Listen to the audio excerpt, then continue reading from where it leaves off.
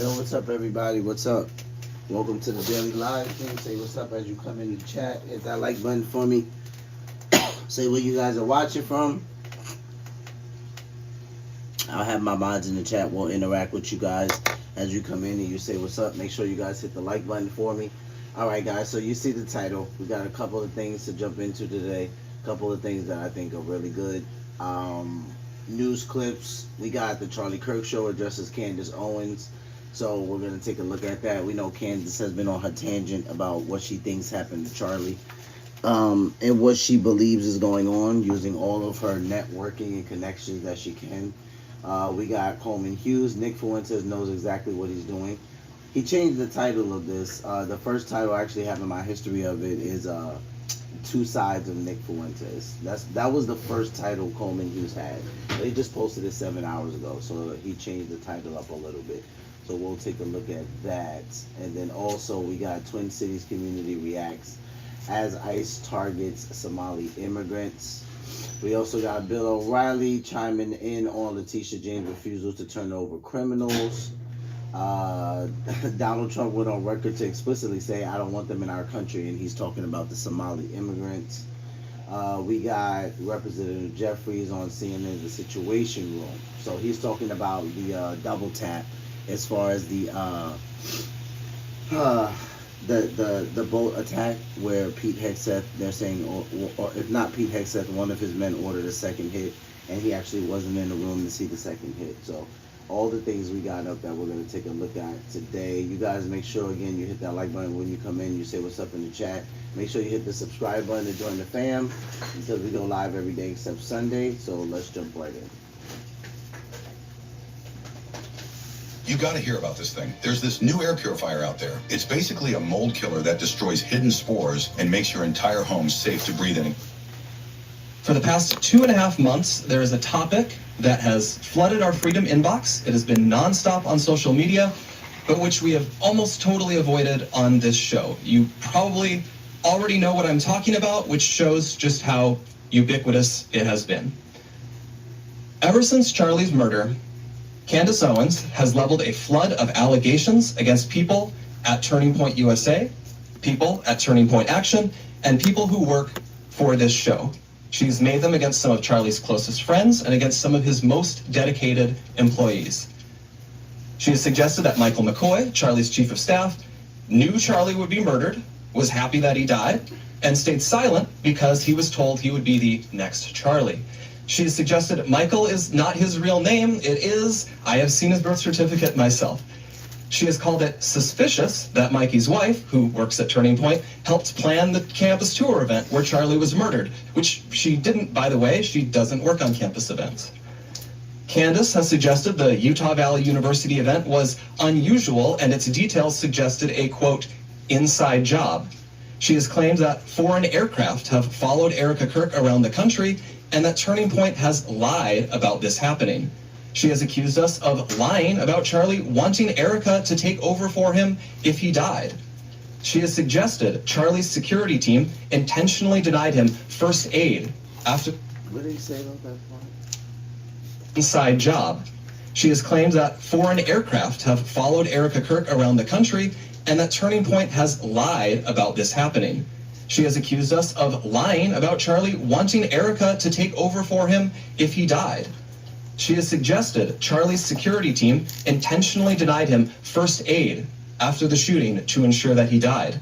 Now, what he's doing here is he's going over all of the allegations that Candace Owens has been going over since Charlie Kirk has died and everything that she believes has taken place. And I mean, there has been a lot, right? Some of the things he's saying, I don't know if I agree with what he's saying, in the sense of I don't know if he's being completely accurate about that, because now some of this I have followed. Some people we react to, they say they're kind of following Candace Owens and her Charlie Kirk investigation. Some people say they're not at all.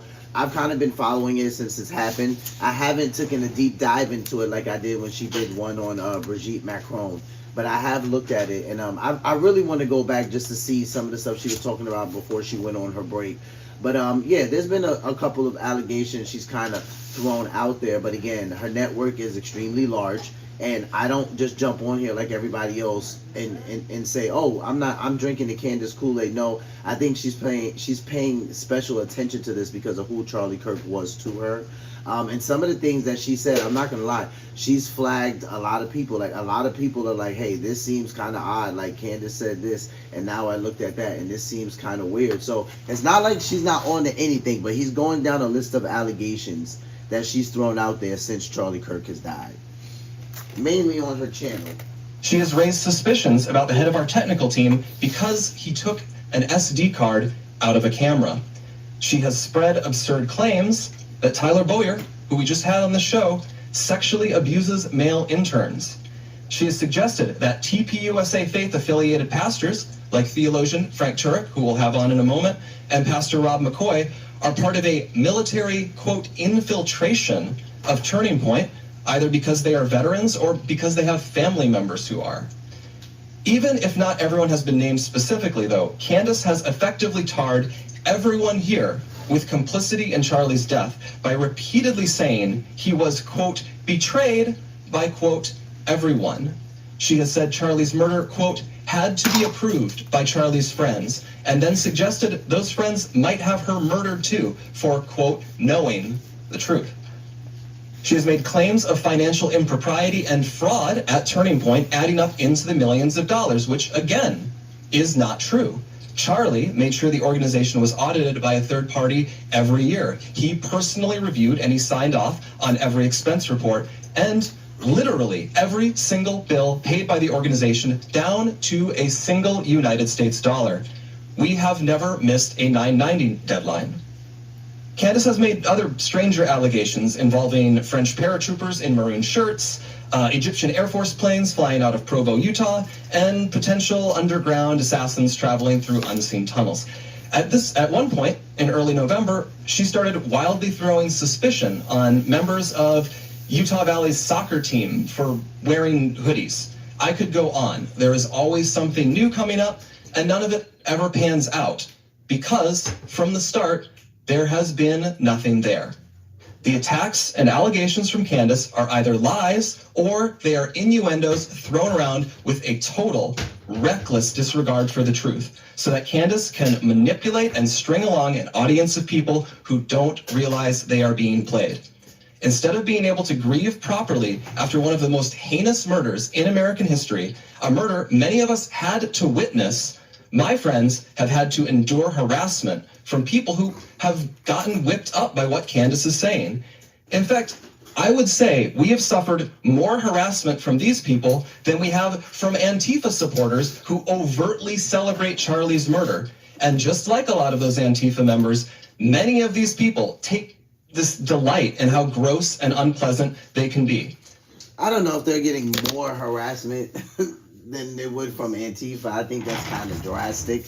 If anything, what I don't like he appreciates is that I don't think he appreciates the fact that they might be getting questioned by what happened. Like, people aren't just buying the whole, like, okay, we saw Charlie got shot, so that's it type of thing, because Candace is raising so many different questions and she's taking a look at so many different things. So, I mean, I think it's kind of crazy to put out there that he's getting more harassment from them than he did Antifa. I think that's a little bit overzealous. But I know that people now are very skeptical about a lot of things because of some of Candace Owens' findings, so they're naturally upset about it. What our friends have had to endure is not funny, and it's not insignificant. It is evil. I have seen it. For months, we have received hundreds, thousands, I suspect, emails and calls asking us to respond. People have wanted us to invite Candace on the show, but for a long time, our approach was to say nothing. We did that for several reasons. First, we thought that her prevarications were so absurd that nobody would believe them. We shouldn't have to answer questions about secret tunnels or Egyptian Air Force planes. That sort of thing is just, it's beneath contempt to respond to. The second reason we've said so little, though, is because there's a good rule of thumb, which Charlie followed. Do not feed the trolls. Focus on the mission. Reviving America, uplifting young people, making heaven crowded. Don't give air to people who want to tear you down and sow discord. Lastly, we didn't respond because Charlie always viewed Candace as a friend, and we were holding out hope that she would return that friendship and stop what she was doing. But a week from now, it's going to be 3 months since Charlie's murder. Candace has not changed her behavior. She has continued to spread falsehoods about Charlie's friends, and she continues to concoct new ones about new people. She's using these falsehoods to enrich herself while dividing the conservative movement at an absolutely critical time for this country. And far too often, we here have heard from ordinary people, people who loved Charlie and who Charlie loved so much in return. These people have expressed the worry that we are staying silent out of cowardice or as some sort of tacit admission that some of the attacks are true. Neither is the case. Our silence has never been, and it will never be, equal to complacency or approval. Still, we decided Charlie would not allow this to go on. Charlie was not a coward. Charlie was a fighter. Charlie would not allow someone to spread lies about the people closest to him with impunity. And he would feel ashamed if other people were stepping up to defend his friends while he never did so himself. Candace has mentioned several times that the ball is in our court. So here's what is going to happen. In the near future, there will be a live stream here in Phoenix where we address in a clear and comprehensive way the claims and accusations, the false accusations that have been made against Charlie's family, friends, and the people here at Turning Point. We plan to walk through everything carefully and thoroughly.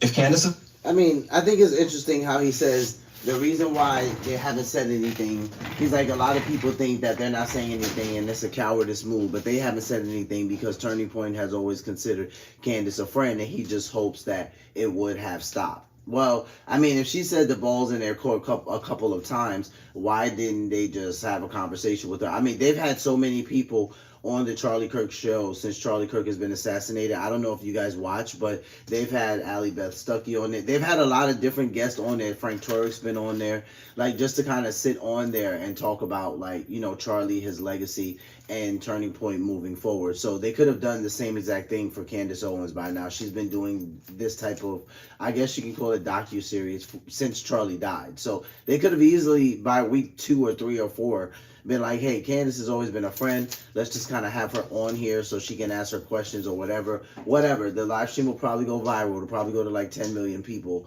because of what we'll be talking about. But let's at least just have her on here for transparency. And I mean, they didn't even do that. So now I don't like the way he's putting it out there, because it's like we're going to have a live stream in the near future addressing all the allegations put towards Charlie's friends, family, and Turning Point USA. And now it's kind of painting Candace Owens as like an enemy of Turning Point USA. She's already went on the record to say she still has all her friends at Turning Point that she's always had. She still has all her network connections. So I just don't like the way that he's kind of like putting this out there. Is available, we would sincerely welcome her participation in that live stream at our studio here in Phoenix. At this point, I hope he means that. So I hope they want her to fly out, or they fly her out. Stepping up to defend his friends while he never did so himself. Candace has mentioned several times that the ball is in our court. So here's what is going to happen. In the near future, there will be a live stream here in Phoenix where we address in a clear and comprehensive way the claims and accusations, the false accusations that have been made against Charlie's family, friends, and the people here at Turning Point. We plan to walk through everything carefully and thoroughly. If Candace is available, we would sincerely welcome her participation in that live stream at our studio here in Phoenix. At this point, we believe the ball is back in her court. Our motivation for doing this is not out of any obligation to Candace. It is about honoring Charlie. We feel a deep responsibility to protect his legacy, his work, and the truth. I feel that. I owe Charlie everything in my life. I feel it immensely. And that is why we feel compelled to speak clearly and openly now. We'll have more on this in the near future. Yeah, like I said, I'm looking forward to when they do that live stream. I'll definitely be looking out for that. Again, I just don't really like the way he's kind of painting the picture.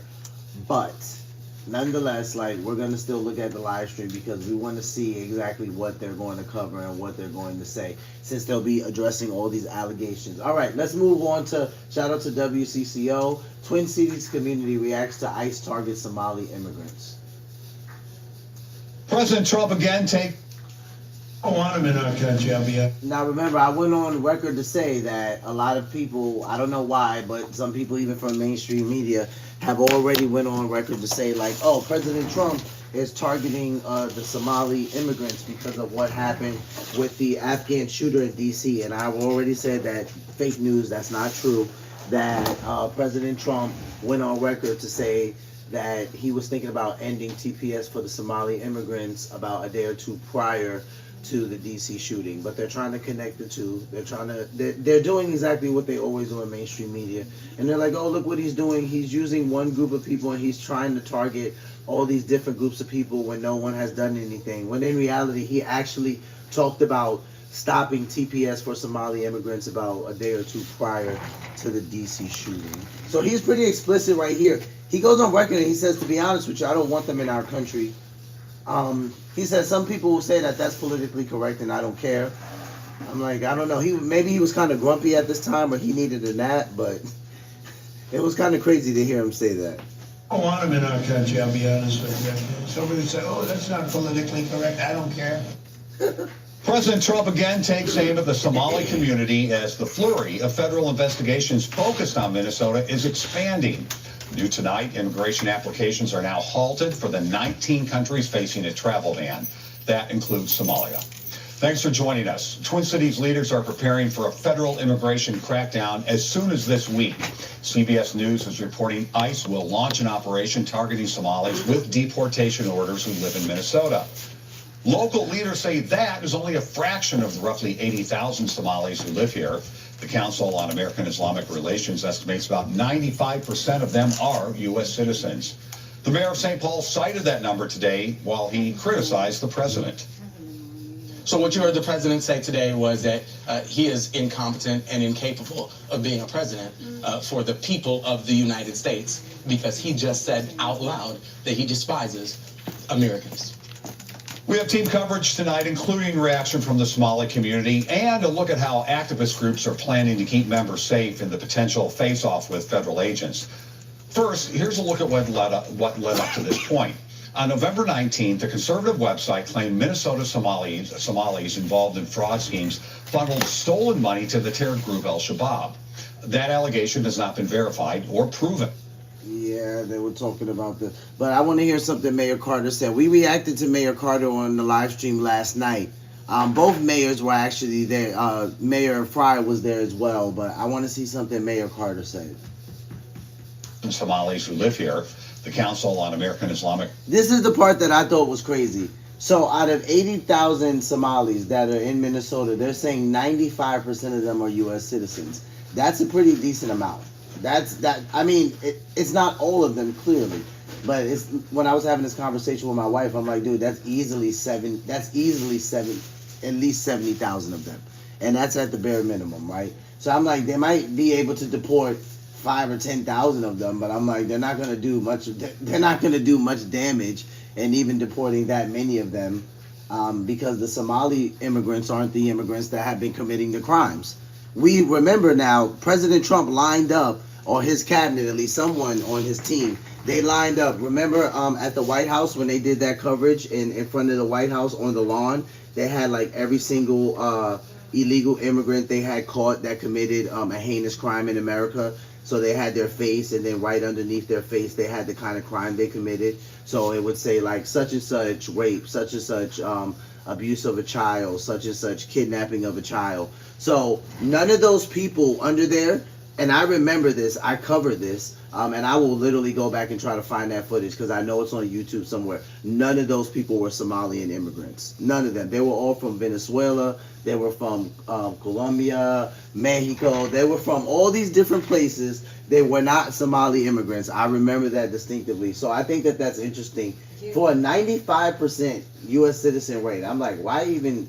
Okay, why even go after these people? Some people may be thinking, but how many times have I told you guys, Ilhan Omar being a representative is problematic because of some of the stuff that she says. Like I feel like she's one of the people that probably has put the biggest spotlight on the Somali population because the way she talks. I don't even think if they had a representative in Congress that was quieter, this would be the issue. I'm not saying that she shouldn't get up there and raise concerns, but she doesn't do that. Like, she's problematic in the way she speaks about the president. She says things that I'm just like, dude, like, you weren't even born here, and this is the way you talk about the president, and like, you're a representative. So she's always been problematic. She's always said things that I've said, like, man, this is not going to work out well for her in the near future, and this is what it looks like now. Fast forward. Relations estimates about 95% of them are U.S. citizens. The mayor of St. Paul cited that number today while he criticized the president. So what you heard the president say today was that he is incompetent and incapable of being a president for the people of the United States because he just said out loud that he despises Americans. We have team coverage tonight, including reaction from the Somali community and a look at how... The reason why Mayor Carter is saying he hates Americans is because the numbers that they're showing of how many of the Somali immigrants are actually U.S. citizens. Activist groups are planning to keep members safe in the potential face-off with federal agents. First, here's a look at what led up to this point.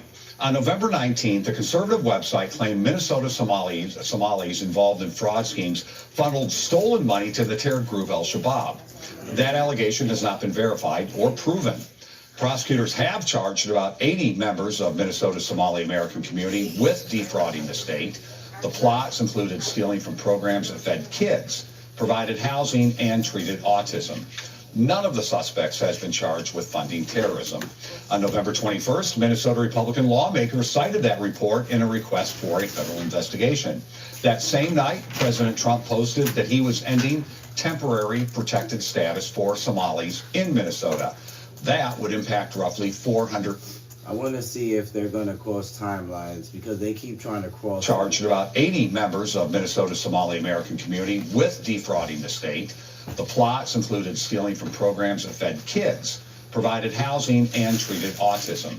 None of the suspects has been charged with funding terrorism. On November 21st, Minnesota Republican lawmakers cited that report in a request for a federal investigation. That same night, President Trump posted that he was ending temporary protected status for Somalis in Minnesota. That would impact roughly 430 people in the state. On Thanksgiving Day, Trump ordered... See, that's what I'm saying, because it's such a high rate of citizenship that would impact 430 people. And I'm thinking to myself, this is why some people are getting, like, you have legitimately some people getting upset about this because they're like 430 people. That's not even going to put a dent in the amount of people that were led into the country. And it's really not. But these are the people that, you know, are on the chopping block right now. 19 countries, including Somalia, to be re-examined. Fast forward to today and the news about the immigration enforcement targeting undocumented Somalis. Tonight, Uba Ali was there as Twin Cities leaders shared a message of support with the Somali community. Frank, despite worries circulating inside the heart of the Somali business district, aisles were busy. People were shopping. That's the energy business owners say they are fighting to protect. If you walk through the Somali mall, what you see isn't fear. It's culture on display and the smell of authentic food. More safe, business booming, you know. For some, the president's recent rhetoric isn't moving them. I'm not worried about anything, I'll be honest with you. We're part of this country. We don't care what the people says. But for others, the pressure is real. I've been here since 1994. I was only 3 years old when I came, and this is my home, and this has got to stop. You came here to harass us? A few people here say they even noticed what they believe to be federal agents circling around the property today, but authorities haven't confirmed that. Still, the mall hasn't skipped a beat. And while we were speaking to business owners, the city's top leaders arrived. We love you. We love you. I know. Again with the same message Mayor Fry. of reassurance they've been sending.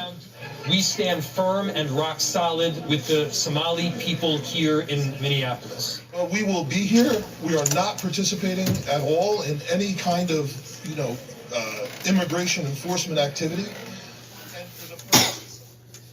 And while many Somali community members are already citizens, the announcement from the Trump administration that they would re-review visas already approved could lead to some tough issues down the road, Frank. We know we'll stay on it. Thank you, Uba. Being safe. You have so many people that were upset with that police chief. Like, so many people were upset with him, right? You guys in the chat, so many people are like, that police chief is such a dumb cop. They're so mad at him. And I said, dude, like, I know that it's frustrating, but I gave some context, and I said the police chief of Minnesota, he's always like that. He always stands behind the Somali citizens of that state. And like I said, it's because they have such a large presence there. A large presence there. They spend a lot of money there. When they're not spending money, like, the business owners talk about it. It's actually problematic when they're not out and about and living their lives normally. And because some of them have been afraid to go to school, you know, go to mosque, go wherever to maybe business meetings or whatever they were saying, literally it's problematic within the community. So you even had Mayor Fry up there speaking in a Somali language that they could understand. So I just thought that this was hilarious because so many people were tearing up the police chief. But I'm like, dude, he's always been in grave support of the Somali citizens. Like, it's almost like he's indebted to them. And I think it's because how many of them are there and how much they contribute to the state. So he's always been in support of them. All right, guys, so we're going to switch gears right now. We're going to go over to Coleman Hughes. I said he switched up his title a little bit. It says Nick Fuentes knows exactly what he's doing. But at first he titled it The Two Sides of Nick Fuentes. So we're going to take a look. Your website, arguing that it threatened her privacy.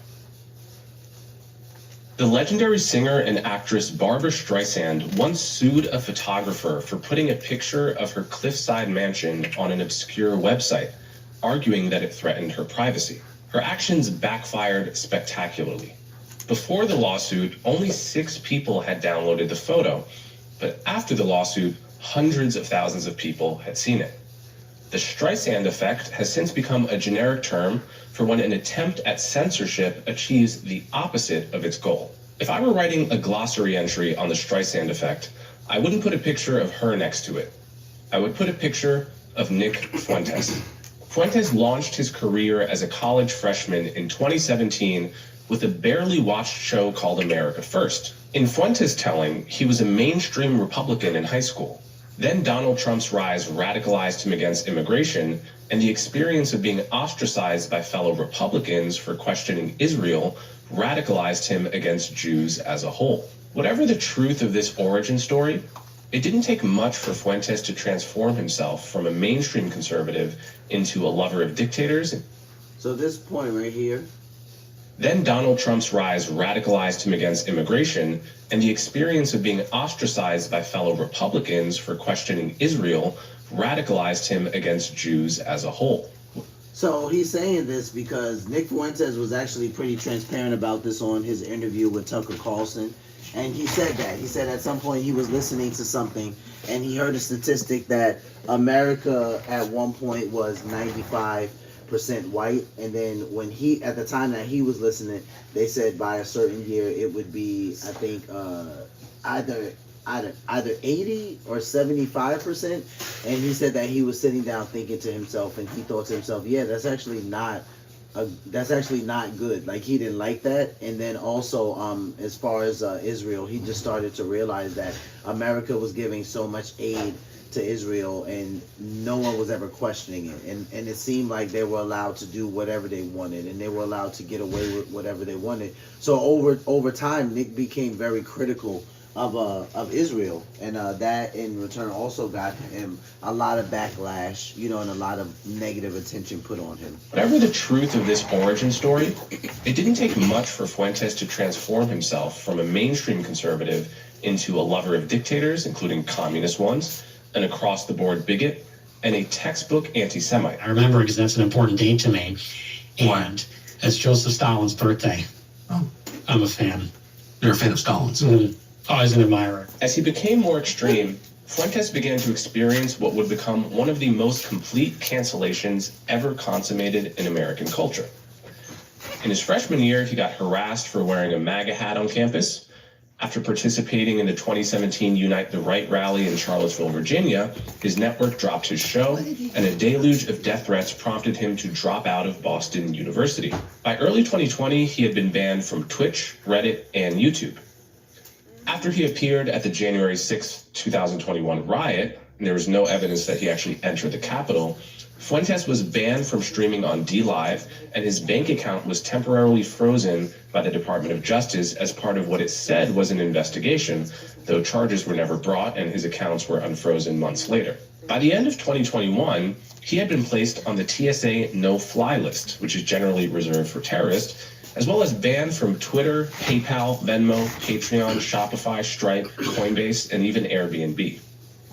Now, as a classical liberal, it's not hard for me to hold two thoughts in my head at once. The first is that Nick Fuentes is an American citizen with the right to free speech and should not be targeted by the authorities for his views. And while social media and payment platforms are well within their rights to drop him if he violates their terms of service, it seems to me that the ham-fisted attempt to erase him from public life only drew more attention to his ideas in the long run, just as the Streisand effect would predict. However, the second thought... Coleman is making a good point here, because what happened was Nick started to get banned off of almost everything, which honestly, as I learned more and more about that, I thought that was absolutely crazy. I'm like, how are they banning him off of all of these platforms just because they don't like what he's saying? But that's actually what happened, like from whether it was Twitter, whether it was Twitch, whether it was YouTube, Instagram, like he was banned on like everything. I think the first time I ever saw some of Nick Fuentes' content, it was on, I believe it was on Rumble. It was. So he was nowhere else. I remember this because I was trying to look for something that someone covered about him on YouTube, and it's like that he did, but I couldn't find it like at all. So that's when I started to learn about the ban and how they had taken him off all these platforms. And even people that didn't agree with him didn't like that. They were like, that's crazy that they've taken him off of everything. So, but if you look on his Rumble account, it's pretty substantial, you know. And I know most of the time when he does things on YouTube, it goes pretty viral. I react to a lot of people that react to a lot of his stuff. So, yeah, like that's exactly the effect that it had. The more that they kind of kicked him off these platforms and they tried to like silence him and censor him, in return, the bigger he got. So it kind of blew up in their face. Is just as crucial. Just because he got viciously canceled doesn't mean that people should listen to what he has to say now. Nick Fuentes is a force for evil in American politics. He hates minorities, he hates women, and most important of all, he hates the version of America envisioned by the Founding Fathers and actually wants to replace it with a religious dictatorship. If conservatives are actually trying to conserve what is good in the American political tradition and prevent radical changes in direction, then they should recoil against Fuentes-ism with every atom in their bodies.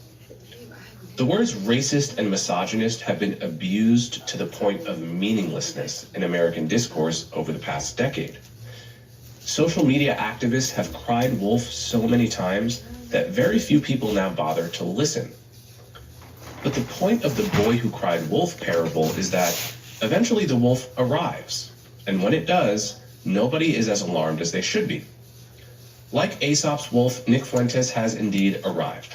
And just as in the fable, mainstream conservatives do not seem appropriately alarmed, as demonstrated by his recent friendly appearances on Tucker Carlson's show, as well as other popular podcasts like Dave Smith's Part of the Problem, the Red Scare podcast, and the PBD podcast. How has Fuentes achieved this remarkable infiltration into the culture? Well, it's all been made possible by the fact that he's successfully playing a double game, and the people giving him friendly interviews are enabling this. There's not one Nick Fuentes, there's two.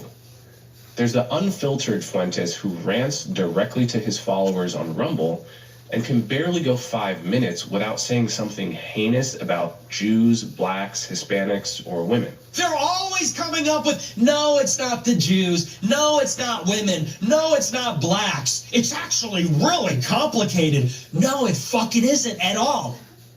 Jews are running society, women need to shut the fuck up, blacks need to be imprisoned for the most part, and we would live in paradise. It's that simple. This version of Nick... Again, like, I always tell you guys, we're going to watch both sides over here.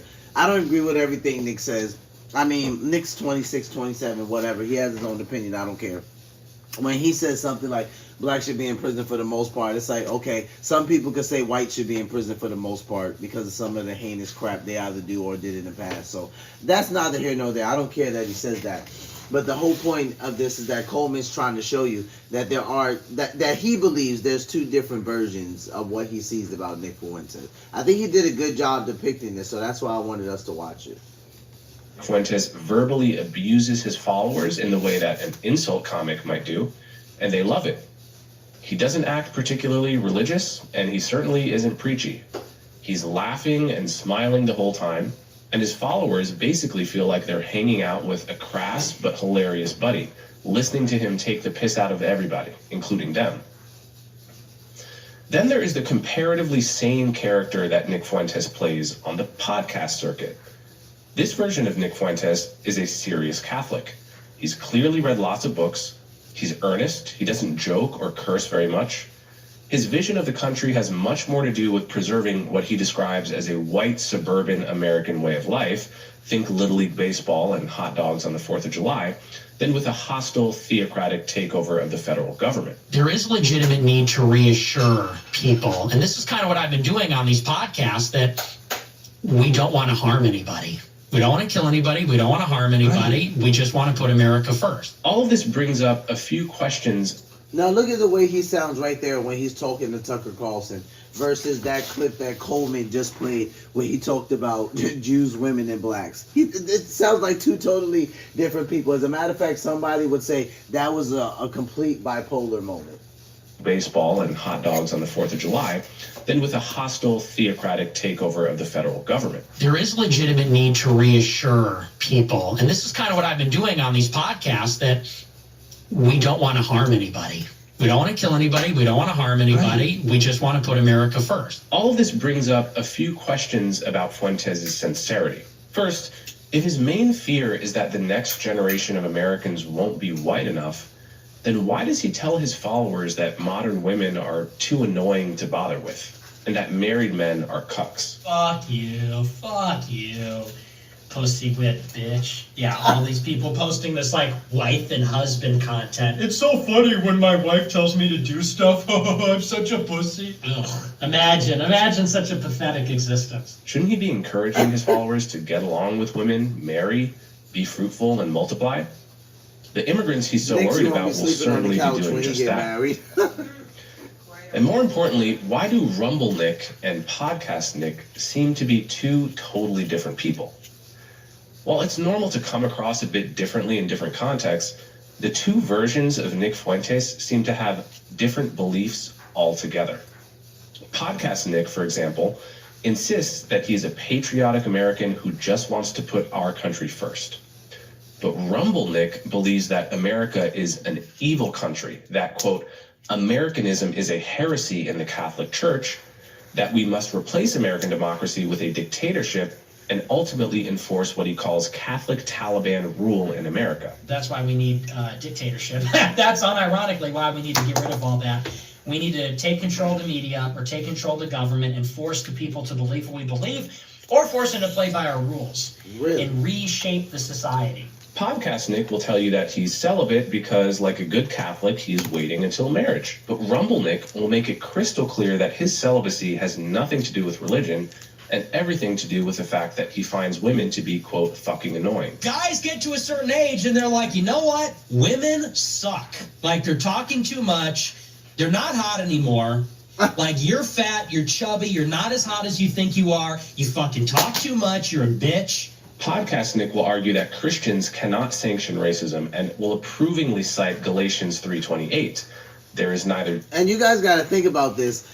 Based on Nick's age, right, and the stuff that he's saying, he's being so radical that you got to think about what at 17, I'm going to say, like, let's think about someone that's anywhere, a male that's anywhere from like 18 to like 30, right? They're gonna listen to Nick, and let's say they have no purpose, right? They don't really know where they're going in life. You know that age, right?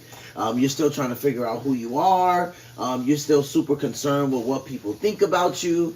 You know, you still need validation from other people. When you're in that type of phase in your life, like somebody like a Nick Fuentes could be, I think at least, could be extremely influential because you have no idea what you want to do with your life yet. So you see a loud dude, you know, on social media, right? You like his bravado or whatever. You know, he's expressing all his feelings, right? He's portraying this type of alpha male. At least this is what they're thinking in their mind at this age, from like 17 to 30. And it's kind of like, oh man, like this guy, he seems different. Like he's kind of saying things that I think I want to say, but I think I would kind of get in trouble for. So it's not surprising to me that he has the type of following that he has. It's really not. Like to some people, they're so shocked by it, and they're like, he's so ignorant and arrogant. I don't understand why so many people follow him. I'm like, because he's ignorant and arrogant. That's why. Jew nor Greek, there is neither bond nor free, there is neither male nor female, for ye are all one in Christ Jesus. Rumblenik will viciously mock liberal Christians for citing this exact same Bible quote and explain that he would rather Christians didn't read the Bible at all than use that specific passage against him. This is where we get like liberals saying, but the Bible says neither Jew nor Greek, but the Bible says, this is where you get liberals using it against us. Podcast Nick will roll his eyes at the accusation that he's a Nazi.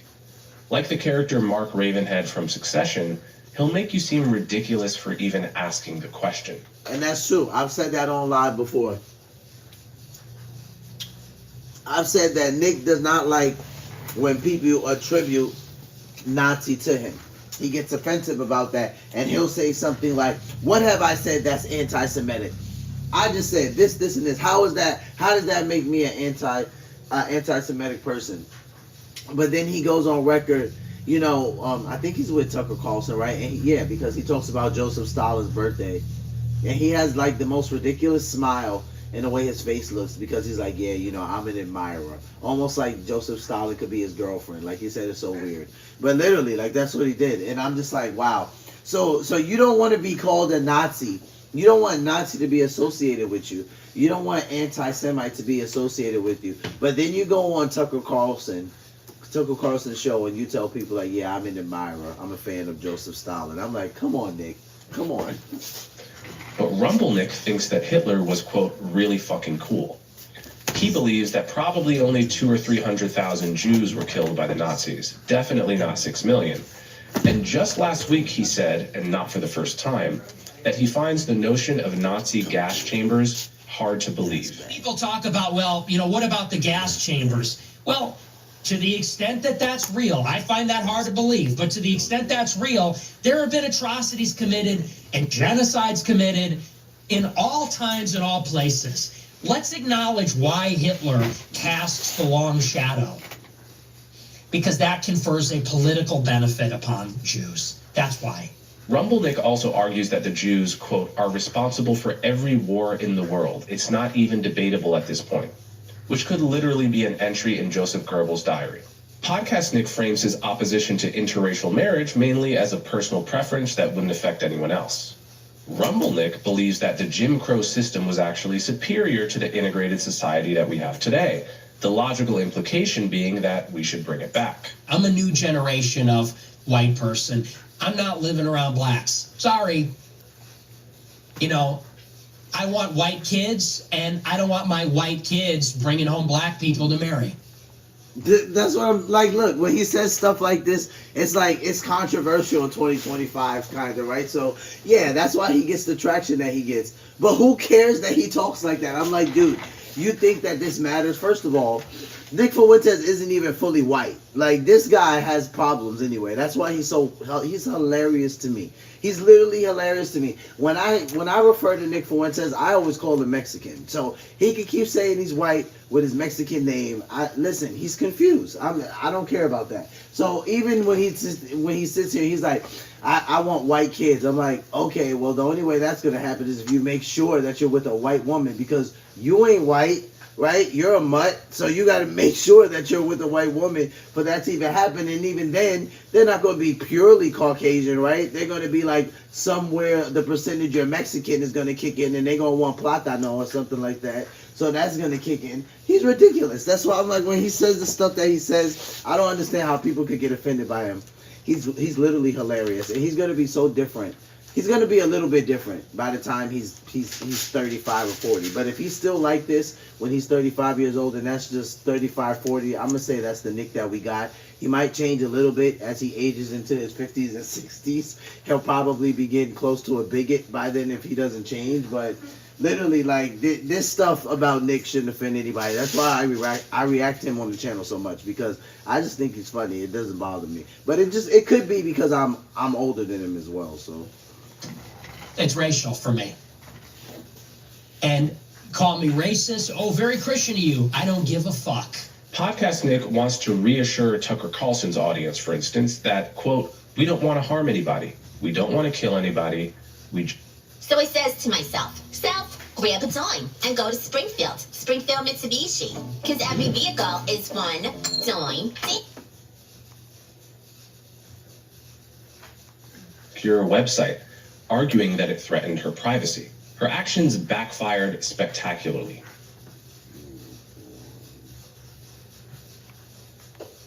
Benefit upon Jews. That's why.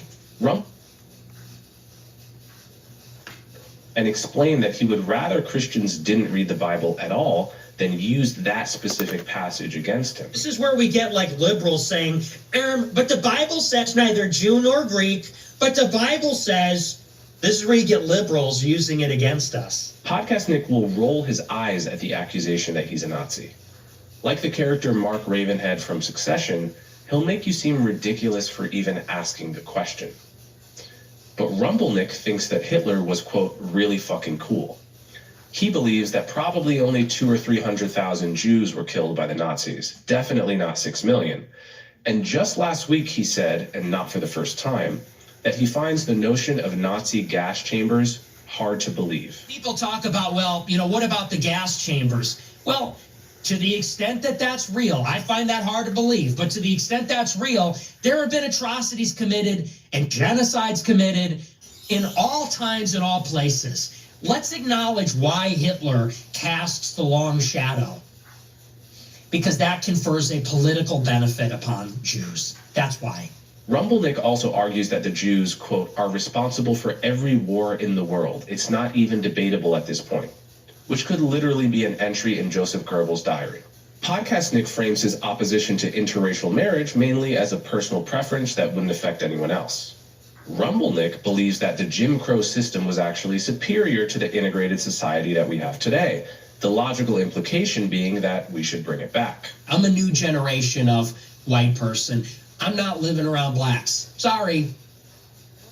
I want white kids, and I don't want my white kids bringing home black people to marry. You're not white, Nick. You're Mexican. For me. And call me racist. Oh, very Christian of you. I don't give a fuck. Podcast Nick wants to reassure Tucker Carlson's audience, for instance. Well, that's clear. Well, that's obvious that he doesn't. I just think that it's so funny because, like I said, he's just Mexican, but he got problems. He'll be all right. Since that, quote, we don't want to harm anybody. We don't want to kill anybody. I use PayPal to buy this ticket. I'm paying it off over time. No fees, no interest. You know what else has no interest? He's like, well, some people are going to say that's racist. I don't give a... That's what I'm saying. He doesn't care. So fine, that's fine. There's Mexican people who want Mexican babies, and there's black people who want black babies, and there's white people who want white babies, and there's Hawaiian people that want Hawaiian babies. So Nick is not saying anything profound. He's just saying what he always says, just the dumb stuff he always says. But Rumble Nick routinely says things like, we're in a holy war, and I will tell you this. Because we're willing to die in the holy war, we will make them die in the holy war. They have no future in America. The enemies of Christ have no future in this world. Lest there be any doubt about his violent intentions, Rumble Nick went on this unironic rant in January 2024, worth quoting at length. There is an occult element at the high levels of society, and specifically among the Jews. So many of the people that are perpetrating the lies and the destruction on the country, they are evildoers. They are people that worship false gods. They are people that practice magic or rituals or whatever. And more than anything, those people need to be, when we take power, they need to be given the death penalty. Straight up. They must be absolutely annihilated when we take power. This is God's country. This is Jesus's country. This is not the domain of atheists or devil worshippers or perfidious Jews. This is Christ's country. So Nick Fuentes is essentially a two-man operation. Rumble Nick energizes his core fans by attacking minorities, attacking women, and attacking America. And then Podcast Nick runs interference with the wider media, framing his sincerely racist rants as out-of-context clips, confident that most of, say, Tucker Carlson's audience will never see his Rumble streams and thus will never realize that adding context usually makes his clips sound worse, not better. By playing this double game, Nick Fuentes ends up garnering sympathy from that wider audience while still keeping his Groyper base energized.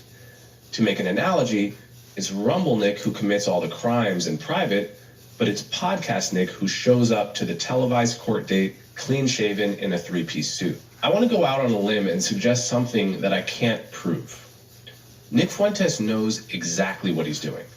He is consciously playing this double game as part of a long-term strategy to become popular enough to take the reins of power, at which point he plans to pivot towards the extreme and unpopular policies that he advocates daily on Rumble. I'm not pulling this out of thin air. Nick Fuentes has indicated that he has political ambitions. At the same time, he openly admits that his actual views are not popular enough to win a national election, and that his Groyper movement will never be big enough to take power by force. His implied plan, in other words, is to soft pedal his extreme views just enough to build a large following, large enough to actually win an election, and then remove the mask and begin implementing his extreme ideas at the first available opportunity. We've seen this playbook before. When the history buff Daryl Cooper first sprang into the mainstream on Tucker Carlson's show, where he claimed that Winston Churchill was the chief villain of the Second World War, it immediately touched off an argument about whether Cooper was really a Nazi sympathizer. His critics believe that he obviously was. I mean, why else would he be regurgitating long-debunked Nazi talking points? But his defender claimed that he was just a good faith history buff given to occasional hyperbole. And they had a point. There was plenty of smoke, but no fire. Then, sure enough, the proof came. Mother Jones unearthed a comment that Cooper had allegedly made years earlier under an anonymous username on the white nationalist website Countercurrents. Quote, "A movement like this needs to operate at various levels, from the intellectual core that remains terrifying and offensive to the general population right up until the big shift, on up to covert supporters slipping occasional language and subversive information into conversation and normie media," Juggernaut Nihilism wrote. "Think of how most people you know got here. It wasn't from basic American ideology to reading Mein Kampf and then boom, they're on board. It's a process, and you have to initiate people without scaring them off and without blaming them for being scared off. The human mind works the way it works." It's like you gotta introduce it, right? And then it's like, once you introduce it, even if people are like, oh, that's so overzealous or that's extreme, I don't know if I want to go that route, then you kind of like, you coddle it and you say, yeah, it is extreme. But think about it this way. So it's like a slow, right introduction into it. And then before you know it, that's kind of like how he's saying Nick wants to go about it, which is interesting because if that's the case, he's already had a couple of years of doing it. So that's why we would see some of the traction that we see him have now. And the enemy studies it carefully, controls the education system, and dominates the media. In other words, everyone who suspected that Cooper's contrarianism was really meant to be a gateway drug to Nazism was spot on. It's rare in the world of public intellectuals that we get such a perfect confirmation that a bad faith actor is indeed acting in bad faith. With Nick Fuentes, we don't need to wait for the smoking gun. He says what he believes every day on Rumble, if only we would listen. All we have to do is clear away the various smokescreens that he's thrown up to blind us to the sincerity of his dark ambitions. Cancel culture doesn't work, but it's not a choice between cancellation on the one end and giving friendly interviews to Nazi sympathizers on the other. What podcast hosts need to do is confront Nick Fuentes with the malevolent viewpoints that he has repeatedly and recently expressed, and arm themselves with the facts required to rebut him in real time. Or to put it differently, they need to be journalists. It's not impish contrarianism. It's not clips taken out of context. It's not irony or hyperbole, at least not in any sense that's actually exculpatory. It's a calculated and radical attempt to take over first the conservative movement and then the country. The only question now is, will the real conservatives, wherever they are, let it happen? Yeah, shout out to Coleman Hughes. I thought he did a great job covering that. I really did. I appreciate his transparency. I always think that Coleman Hughes articulates himself extremely well when he speaks. He's very thought-provoking. He's very well thought out when he talks. I've been following him for some time. I think he did a good job with Nick. Shout out to Manny in the chat. You know, over here, like, we are not offended by Nick. Like I tell you guys all of the time, we listen to both sides. People always jump in and out the chat, and they're always like, Q, why are you listening to something like this? Like, why would you want to listen to this news platform or this person? And I'm like, listen, I'm always going to listen to both sides, whether you like it or not. If you guys don't like it, I always tell you, come back in like 10, 15 minutes, and we'll probably be playing something else. So let's move over to Stephen A. Smith. He covered Donald Trump does not need a third term. Here's why. Donald Trump won't get a third term. So I don't even want to really entertain this, but we'll take a little bit of a look at it.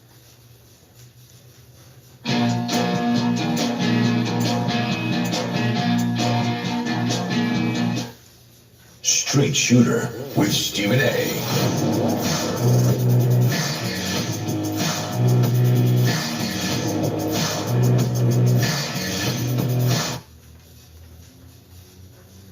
Conservative commentator making waves with a best-selling book plus his commentary appearing on CNN most nights. He will be in the house to talk with us. And of course, representative out of the great state of California, the one and only Ro Khanna, will be on the show with us as well. Looking forward to talking to both of them. Two different perspectives, two different points of views. Definitely coming on the show to express themselves. I have something to tell y'all, though, because I got something. And I'm going to get to the calls a little bit earlier today because the interview is going to be a little bit later. So again, 866-96-POTUS is the number to call up. I'm going to get to something that I want to say. And I got people in here watching the show, you know, because SiriusXM is the real deal, and they got great folks looking out for me, always taking care of me. My producers are sitting there looking at me. I didn't tell anybody what I was about to say. I didn't tell a wonderful Jennifer in Washington, D.C. what I was going to say. I didn't tell anybody what I was going to say. I'm going to say it now to the American people everywhere. You do not have to worry about Donald Trump trying to run for a third term. It's over. It ended over the last couple of days. It's been over. Why does that make absolutely no sense to y'all in y'all mind? Because you're saying, hey, he wasn't going to try to do it anyway, even though some people were speculating he was going to try to overthrow the 22nd Amendment of the Constitution and get a third term in office. Watching what he has done with all of these boat strikes in the Caribbean, while you letting off a dude that is alleged to assist in funneling over 400 tons of cocaine to the United States of America. That level of inconsistency. And then turning around after calling the Democrats crooks and all of this other stuff, letting off a former representative, pardoning him today, and it was bribery and fraud charges that were leveled against him. And you pardoned him, and he's a Democrat. Why does that make sense? Why is it that we should be thinking about it today and looking at it and saying, we no longer have to worry about a Steve Bannon. We no longer have to worry about any of these folks on the MAGA right that are going to try to impose their will upon the American people, circumvent the Constitution, run for So I know YouTube has this flip, so you guys probably can't see what it says. It says members of Congress pardoned by President Trump. So they're all... No, they're not. They're 2 Democrats down here. Corrupt, and they got pardoned, and they were charged with corruption and bribery and corruption. So yeah, he's just calling out all of the charges that he pardoned: insider trading, campaign corruption, corruption, lying to the FBI, obstruction, lying, bribery, tax evasion, corruption. third term, violating the 22nd Amendment of the Constitution, or not violating it, but finding a way to wiggle your way around it. You know why you no longer have to worry about that? Because Trump has played his card. It ain't about just being the president. It's about remaining in power even once you leave office. Think about what's happening here. Think about what this man has done and is doing. Think about the friends and the associates he's generating. Think about it for a second here. And it all makes sense. You're listening to this show right now, and I've gotten all over Trump because when he decided a couple of days ago to let the former Honduran president that was going to be in jail for 45 years off, I said to myself, what level of consistency is there with? Is that not flagrant hypocrisy? You bombing boats in the Caribbean. You're claiming you're trying to keep America safe. You're talking about fentanyl. You're talking about cocaine. You're talking about all of these things that are pervasive in our country that needs to be shut down because the American citizen, the health, the safety of the American citizens are in jeopardy. But some dude that gets 45 years in prison for assisting in 400 tons of cocaine being imported into the United States of America, that's Juan Orlando Hernandez that we're talking about here. That man gets off. How does it make sense? Because that means Trump has an ally in Central America. While you're butting heads with Maduro in Venezuela, which is in South America. So guess what? If I can't get one segment of the Hispanic population in my favor, I got somebody else. And oh, by the way, this migrant crisis that we're experiencing, that we're enduring, I need some help from the Hispanic community. I need some help from the Latino community, not just locally and nationally, but abroad. I got one now because look what I did for him. Favors are owed. Favors gonna get paid. This is how the game works. By the way, I got a migrant crisis in the United States. Could you help me out with the borders? So when people are wondering, like, how is Stephen A. Smith saying that President Trump is trying to stay in power after he leaves? That's why he's putting up all of those members that he's pardoned. Because that's why I say, look at the traction that he's gaining. Look at, now President Trump already had a very wide network. He had a lot of connections. We know this about Trump. He's been established for years, but Stephen A. Smith is saying he's taking it a step further just by the people who he's pardoning in particular. I thought it was all Republicans, but he's pardoning at least 2 Democrats. Other than the flux, could you assist me? I got these gang rivalries pervasive in our community. I need someplace to ship these brothers. You gonna help me out? I need some of your assistance to possibly come into this country to help provide the assistance necessary in order to get them out of this country. Can you help a brother out? That's the game that Trump is playing. That's what he's doing. And then he turns around when you think everything is about partisanship and it's about conservatism, because Hernandez is basically a conservative, believed in free market capitalism and all of that other stuff. He ain't a socialist like Maduro in Venezuela. So I got somebody that's like-minded. So the conservatives out there throughout the world, that not necessarily the ideology itself, but to some way, shape or form, they are about free market capitalism. They are about making money. They are not about socialism. Let me spread them out as much as I possibly can because they're going to be relatable to me. I'm going to get credit for it And even when I leave office, I'm going to still maintain power, except I'm not an elected official, so I really don't have to answer to anybody. Because what you going to do to me? Listen, Stephen A., that's not... You know what? You know who's doing that? See, he think Trump is Obama. I would just go on record and say it. That's what it is. He think Trump is Obama. That's what Obama's doing, Stephen A. I already made billions, and I ain't even been back in office for a full year. I already made billions. I got connections all over the place. My wallets are padded, and on top of it all, I'm doing things that at least can be perceived as in the best interest of the American people and of conservatism, not just here but abroad.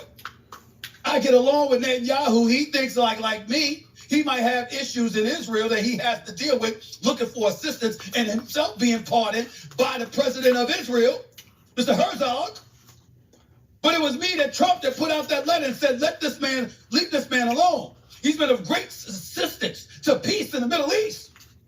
Look at us. Look at the Abraham Accords. Look at what's going on. Look at the kind of business that's being conducted. Did you ever think it would be possible for Israel and the United States to be doing business in the Middle East with the Arab world? And we're not talking about violence. Friends, friends, friends. How many of us have them? Friends. This is what he's doing. That's while he's in office. Still having to maneuver through that landscape that is the Democratic Party. And folks in Congress that want to police what he's doing, if not flat out restrict it. And in the process of doing all of that, while they're fighting him, what does he turn around and do? He lets a Democrat out. Representative Queller. This man was accused of bribery. He was about to go on trial. He wasn't in office. And what does he do? Trump says he was a victim of the Biden administration. Let me read it to you. For years, this is according to Donald Trump, for years, the Biden administration weaponized the justice system against their political opponents and anyone who disagreed with them.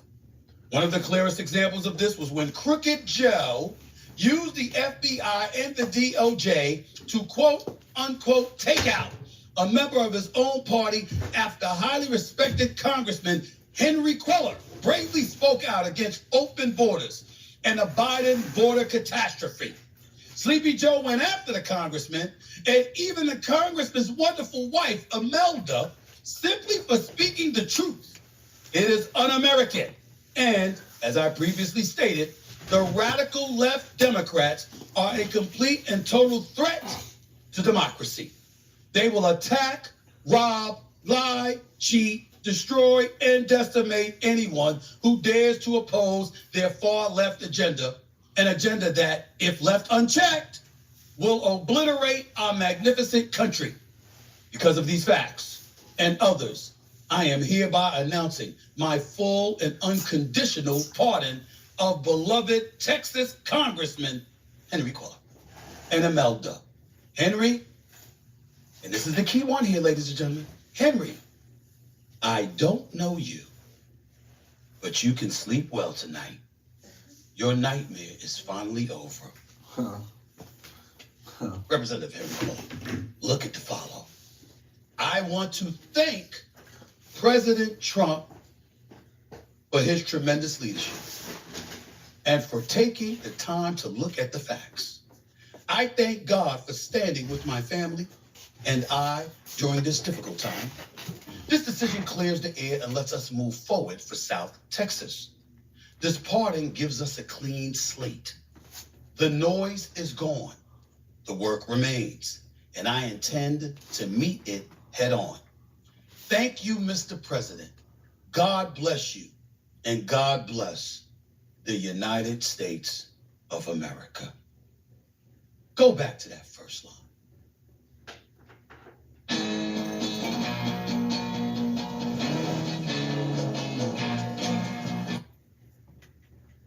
I want to thank President Trump for his tremendous leadership, not for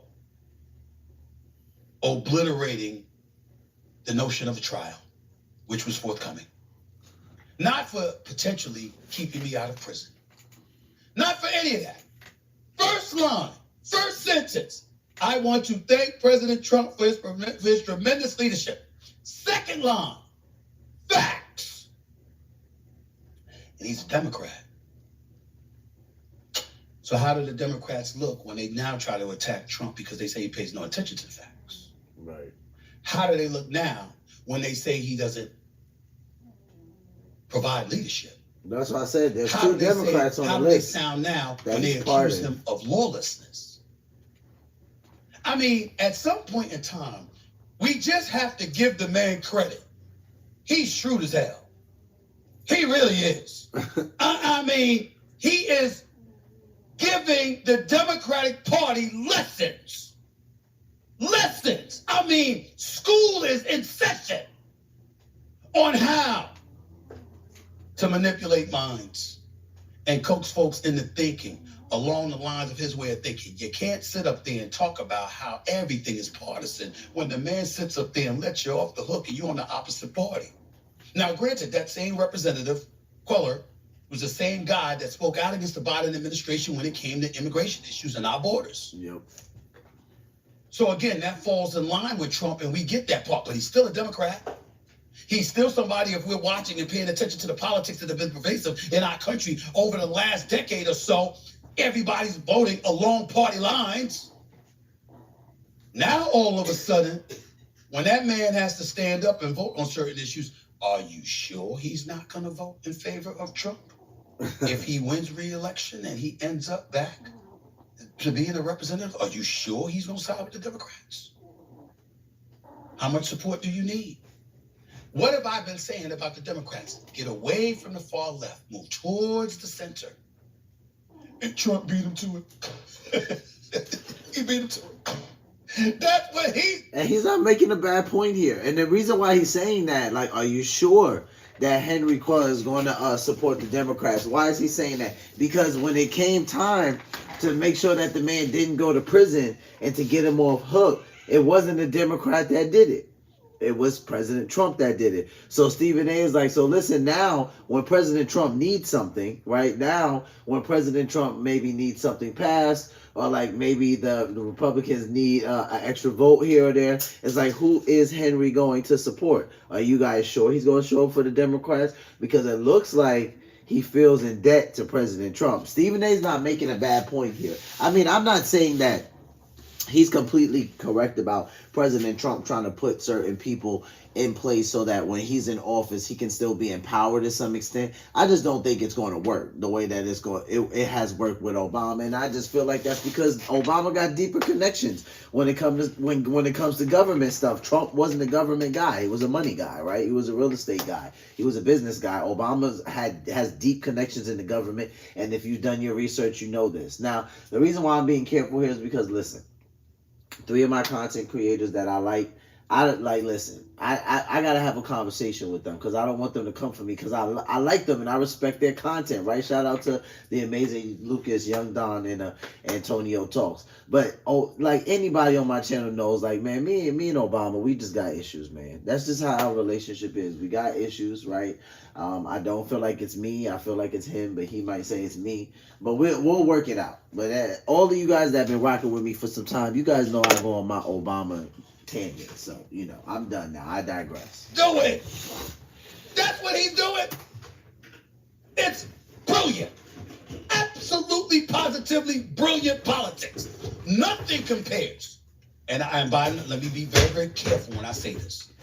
I am in no way trying to engage in conspiracy theories and proclaim that, you know what, he manipulated the situation and he didn't really get shot like some of these fools have said over public airwaves. No. The 47th president of the United States, when he was campaigning to become the 47th president of the United States, got shot. We saw blood trickling down his face. We saw him go to the ground. We saw Secret Service men and women jump on the stage and cover his body. And then we saw him stand up. But here's where the politician kicked in. He stood up surrounded by the Secret Service men and women and pumped his fist in the air. And he said, fight, fight, fight, to the crowd as they went berserk in Butler, Pennsylvania. And the American flag was behind him. It don't get any better than that as a politician. Nothing eclipses that. Yep. That is the greatest photo op a politician could ever have. It is true. Ever. It's true. It's true. But with that being said, when you look at the politics that are existing today and how you need to do whatever it is that you can do to quote unquote manipulate the proceedings to some degree and to change folks' thinking and to veer them away from just assuming politics as usual, he done pulled it off. You thought Marjorie Taylor Greene has been good over the last couple of weeks, trying to transition, trying to act like she's sane and talking about, oh my goodness, we just need to do better and stuff like that. She came into Congress worth about $700,000. She departs worth $25 million. We ain't fools. We were born at night, not last night. Right. But she ain't worth billions. That would be him. And if you notice, we talk about the 6 or 7 potential bankruptcies that he filed for in his career as a real estate mogul. And we questioned whether or not he was legitimately a billionaire. Do you notice since he's been back in office, we haven't questioned that now? Whether it's crypto, Bitcoin, or whatever the hell it is, we now know he's really worth billions. So whatever game she play, it ain't to the level he plays it. Whatever game the Democrats play, it ain't to the level he plays it. And now here we are as the 2026 election is approaching. You got a year now. It's campaign year, kicking in for the midterms. This man knows in order to get stuff done, he needs a few people on his side. Got to maintain the house. And based on some of the things that have been happening, particularly as it pertains to the shutdown, with this case against Pete Hegseth, okay, and this signal gate that they're calling it, where even the Pentagon review finds Hegseth violated Defense Department regulations. And if the Pentagon feels like he violated it's going to be double tap. And that is going to be considered a war crime. Stuff done. He needs a few people on his side. And based on some of the things that have been happening, particularly as it pertains to the shutdown. So we talked about double tap yesterday on the live stream. So based on what Stephen A. Smith says, because he might, like, I haven't seen that yet, but it could just be that I haven't found it. I read you guys yesterday what double tap is and why it could be considered a war crime. 4 categories of people during war, right? That if you are attacking them after an initial strike, that it could be considered double tap, and that could be considered either a war crime or murder, which is also a war crime, right? So you can't do that to someone who you've already initiated a strike against, someone who's wounded, first responders, any type of medical personnel. They said any type of, I think,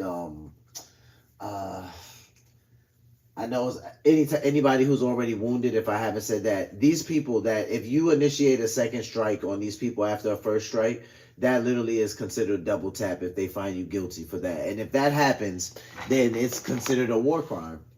With this case against Pete Hegseth, okay? And the signal gate that they're calling it, where even the Pentagon review finds Hegseth violated Defense Department regulations.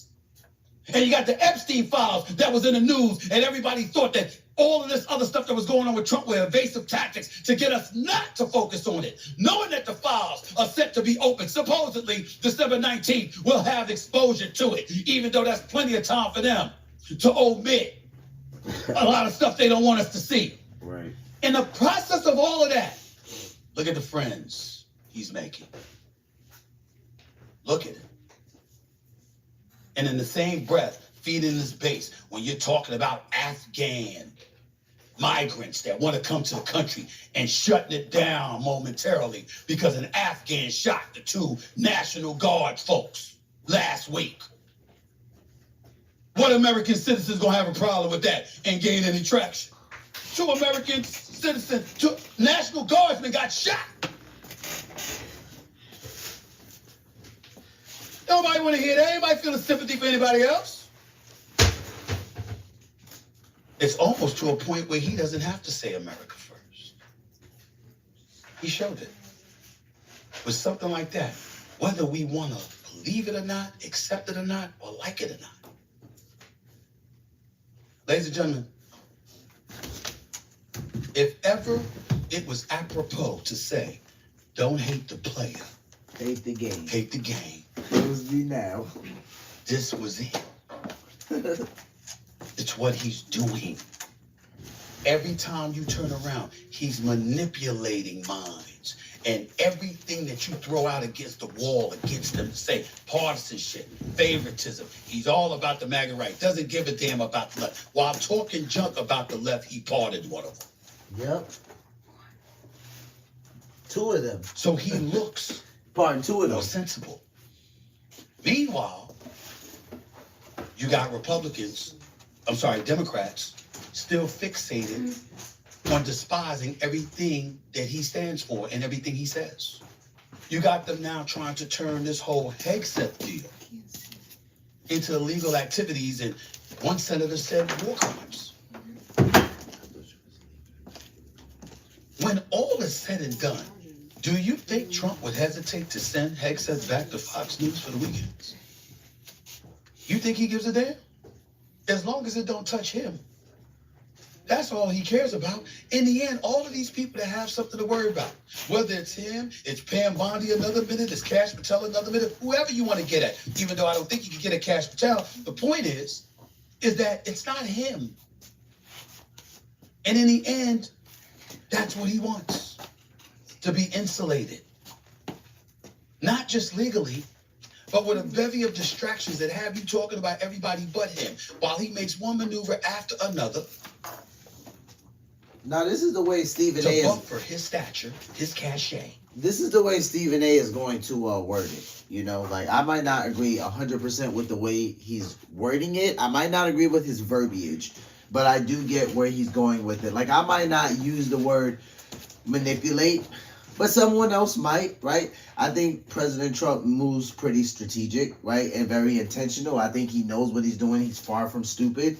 I think he's extremely intentional with what he does and how he goes about it. But Stephen A. Smith is going to break it down, you know, the way he deems to be true in a way his audience can understand. So I'm not going to say I agree 100% with all the wording that he's using, but I do get where he's going at. I mean, President Trump, he already has a wide web, right? He has a lot of connections. If anything, Stephen A. feels like he's making more and more. I feel like, if anything, he's making them deeper. I don't think he's making more. I think he's just being very strategic. And like he says, while talking smack about the left, he pardoned the left. And he pardoned more than just one. There's a lot of Republicans he's pardoned, almost 12 of them. But it's been, I think, 10 Republicans and 2 Democrats, actually. That have you talking about everybody but him, while he makes one maneuver after another to buffer his stature, his cachet, and of course his wallet. Like I said, he doesn't have to run for re-election. If the next president is to be a Republican, whether it's Marco Rubio, J.D. Vance, somebody like a Ron DeSantis or others, what you gonna do about it? And when he wants them to do something, you think they're gonna tell him no? They'll utilize him at every turn because he's gonna get done for them what they want done for them. And he'll be more empowered than ever because he won't be an elected official doing it, subjected to the constraints that come with the office. Empowered with impunity. It's a beautiful thing. He is given lessons. And the Democrats, you got one shot. Stick with affordability issues, safety issues. Remind yourself what Bill Clinton, what Barack Obama, and what Hillary Clinton are all caught on video saying years ago about the immigration crisis that permeated this country. And make sure that you get back to that. It's your only shot. Otherwise, Trump will reign, whether he's in office or not. 866-967-6. He playing a Friends theme in the background. I'm cooked over that. But yeah, that's where Stephen A. Smith feels like President Trump is going right now. He feels like he is making very strategic, intentional moves, so that when he is no longer in the White House, that he still has some type of influence over, the White House. Like I said, I don't agree 100% with the wording that he's using, but I see where his mind is going with that and why he thinks that. Like I said, I don't think President Trump is making more connections. I think he's already had a large web. I just think he's making deeper connections. So we're going to head over now to Representative Jeffries, Hakeem Jeffries, Leader Jeffries on CNN's The Situation Room. They talk about the double tap incident with Pete Hegseth. Let's take a listen. In both the House and the Senate, so we can uncover the truth, the whole truth, and nothing but the truth. That's what the American people deserve. Why do you call him so-called defense secretary? Let me go back a little bit, guys. My fault, chat. Joining us now to discuss this and more, the House Democratic leader, Hakeem Jeffries of New York. Leader Jeffries, thanks so much for joining us. First of all, what's your response to what we heard there from President Trump and Defense Secretary Hegseth about that boat strike? Well, there's a lot of explaining that the White House needs to do. Listen, at the end of the day, the buck stops with the president and the so-called Secretary of Defense. And it's not clear to me that the so-called Secretary of Defense is being truthful in this instance. And so that's why there's going to be a complete and thorough bipartisan congressional investigation in both the House and the Senate, so we can uncover the truth, the whole truth, and nothing but the truth. That's what the American people deserve. Why do you call him so-called defense secretary? This is the most unqualified Secretary of Defense in American history. See, okay. The right and the left, they're going to do this. And you guys always hear me say, I don't like when they do this, right? Like, we're one country, but I'm going to go past all of that. Here's the thing. If someone's going to make decisions like this, right? I don't know if Hakeem Jeffries has ever been in the military. I don't think he has. But I think that he fails to realize that one qualification to be the Secretary of War would be that, at least, like, you guys tell me if I'm wrong. Maybe I'm tripping, right? But one qualification would be that you've been to war, right? Like, you understand war tactics, right? So, like, this type of scrutiny coming from specifically Hakeem Jeffries, I have a problem with. About that boat strike. Well, there's a lot of explaining that the White House needs to do. Listen, at the end of the day, the buck stops with the president and the so-called Secretary of Defense. And it's not clear to me that the so-called Secretary of Defense is being truthful in this instance. And so that's why there's going to be a complete and thorough bipartisan congressional investigation in both the House and the Senate, so we can uncover the truth, the whole truth, and nothing but the truth. That's what the American people deserve. Why do you call him so-called defense secretary?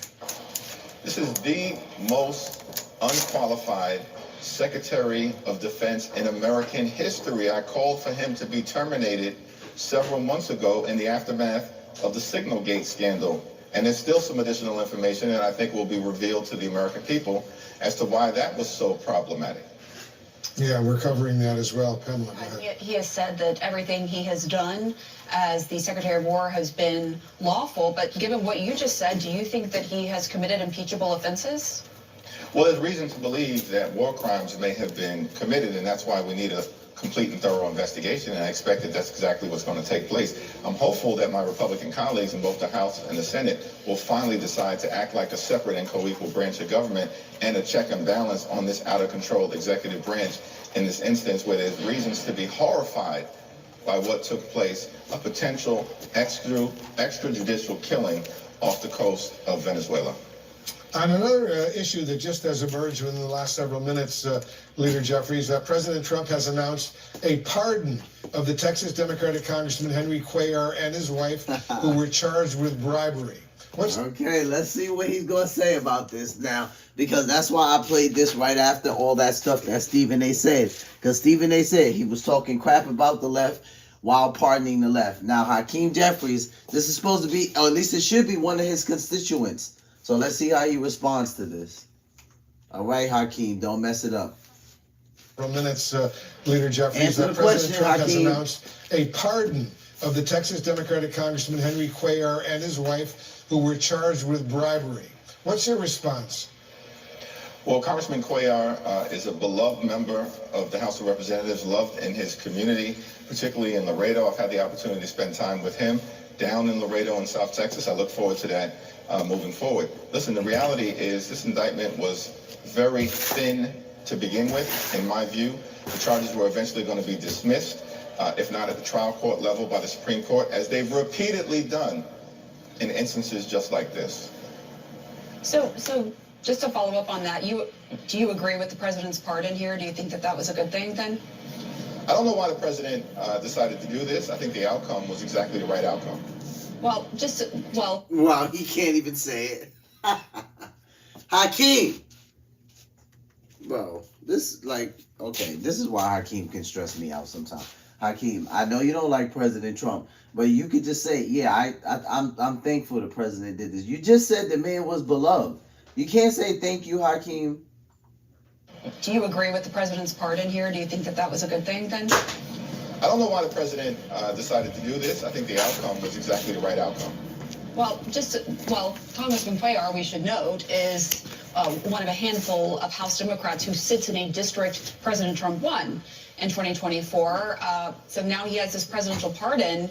Have you had any conversations with a congressman about him potentially switching to the Republican Party? I think Congressman Cuellar is a highly valued member of the House Democratic Caucus, and I expect that he'll continue to remain a highly valued member of the House Democratic Caucus. What about re-election plans? Has he informed you of that? No, I think the filing deadline in Texas is upcoming in the next few days. Many of the members of the Texas congressional delegation have yet to file for re-election. I expect that we'll see that happen in advance of the Monday deadline. We'll see what he decides. The U.S. is immediately pausing immigration applications for individuals from some 19 countries, including Afghanistan, and temporarily holding asylum decisions. Do you see any upside at all to these steps by the Trump administration in the wake of that tragic shooting of 2 National Guard members here in Washington, D.C. by an Afghan national who was vetted and was here legally? Yeah, the administration hasn't fully and completely explained their rationale for taking this decision, but here's what I know. Like, the American people want Donald Trump and Republicans to actually keep their promises on the issues that they said they would focus on, which includes dealing with the affordability crisis that exists here in the United States of America. Notwithstanding the fact that Donald Trump apparently believes that the high cost of living in this country is a scam. It is not a scam. These people promised that they were going to lower costs on day one. Costs aren't going down. They're going up. Housing costs out of control. Grocery costs out of control. Electricity prices out of control. And now, because Republicans refuse to extend the Affordable Care Act tax credits, tens of millions of people are about to experience dramatically increased health care costs that will prevent them from being able to go see a doctor when they need one. These are the issues that the American people want to see progress made on. House Democrats are prepared to make that progress, but we need partners on the other side of the aisle. And we'll get to more on affordability in just a moment. But just to follow up, I mean, one of President Trump's key campaign promises was also on immigration, right? So even if you disagree with the way this immigration crackdown is happening, according to government data, U.S. Border Patrol has released 0 undocumented migrants into the U.S. for 6 consecutive months, and daily average apprehensions at the southwest border are lower now than under Biden. Are you willing to give President Trump any credit for that? Well, let's take the two issues together, right? First. Okay, so just say no, Hakeem. See, this is why he stresses me out. Like, this is why Hakeem does it every single time that I listen to him. I was literally talking to somebody about this at my job, and I'm like, my thing with this is that sometimes I just want to see him say yes or no. That's just all I want to see him say, and he doesn't do it. He never does it. And I try to have hope, because I'm a Christian. I try to keep my faith. Because I'm like, I want to see this brother be successful and be transparent at some point, but he just doesn't do it. He doesn't do it. He couldn't say it. He could have just said, you know what? He's doing what he said he did. He's doing what he said he would. He can't even say that. At the southwest border are lower now than under Biden. Are you willing to give President Trump any credit for that? Well, let's take the two issues together. Just say right? no, First, Hakeem. we believe in a safe, a strong, and a secure border. And that's important, and we'll continue to stand behind that. At the same period of time, we acknowledge, of course, we have a broken immigration system. It needs to be fixed, but it should be fixed in a comprehensive and in a bipartisan way. The American people strongly disagree with the approach that Donald Trump has taken in terms of interior enforcement and immigration, because Republicans promised that they were going to go after violent felons. We support that. They're not going after violent felons. They're breaking up families, law-abiding immigrant families, in some cases actually deporting citizen children of the United States of America. That's completely and totally unacceptable, and the American people know it, which is why in the most recent Gallup poll, Donald Trump's approval rating on immigration was underwater by 25 points. And it is true that the polls show, in terms of the tactics used, that the majority, they don't like the tactics being used. And we talked about that on the live stream yesterday, and we talked about that a couple times here on the live stream, that President Trump's favorability rating is going to tank because of ICE. Like, President Trump can put out what he wants about immigration because of the mandate, but no one sees Trump going into somebody's house and like throwing a woman on the ground. ICE literally pisses people off. So at this point, this is why I've talked about that. It's just it's borderline hilarious that we're starting to see violence towards ICE, but from American citizens, right? It's not even coming from the people that they're trying to deport. If anything, those people are trying to run away. Remember the gentleman, I think it was back in, I think it was August, maybe October, but he was being arrested and he tried to flee from ICE officials, and he ended up getting struck by a car, and then he died.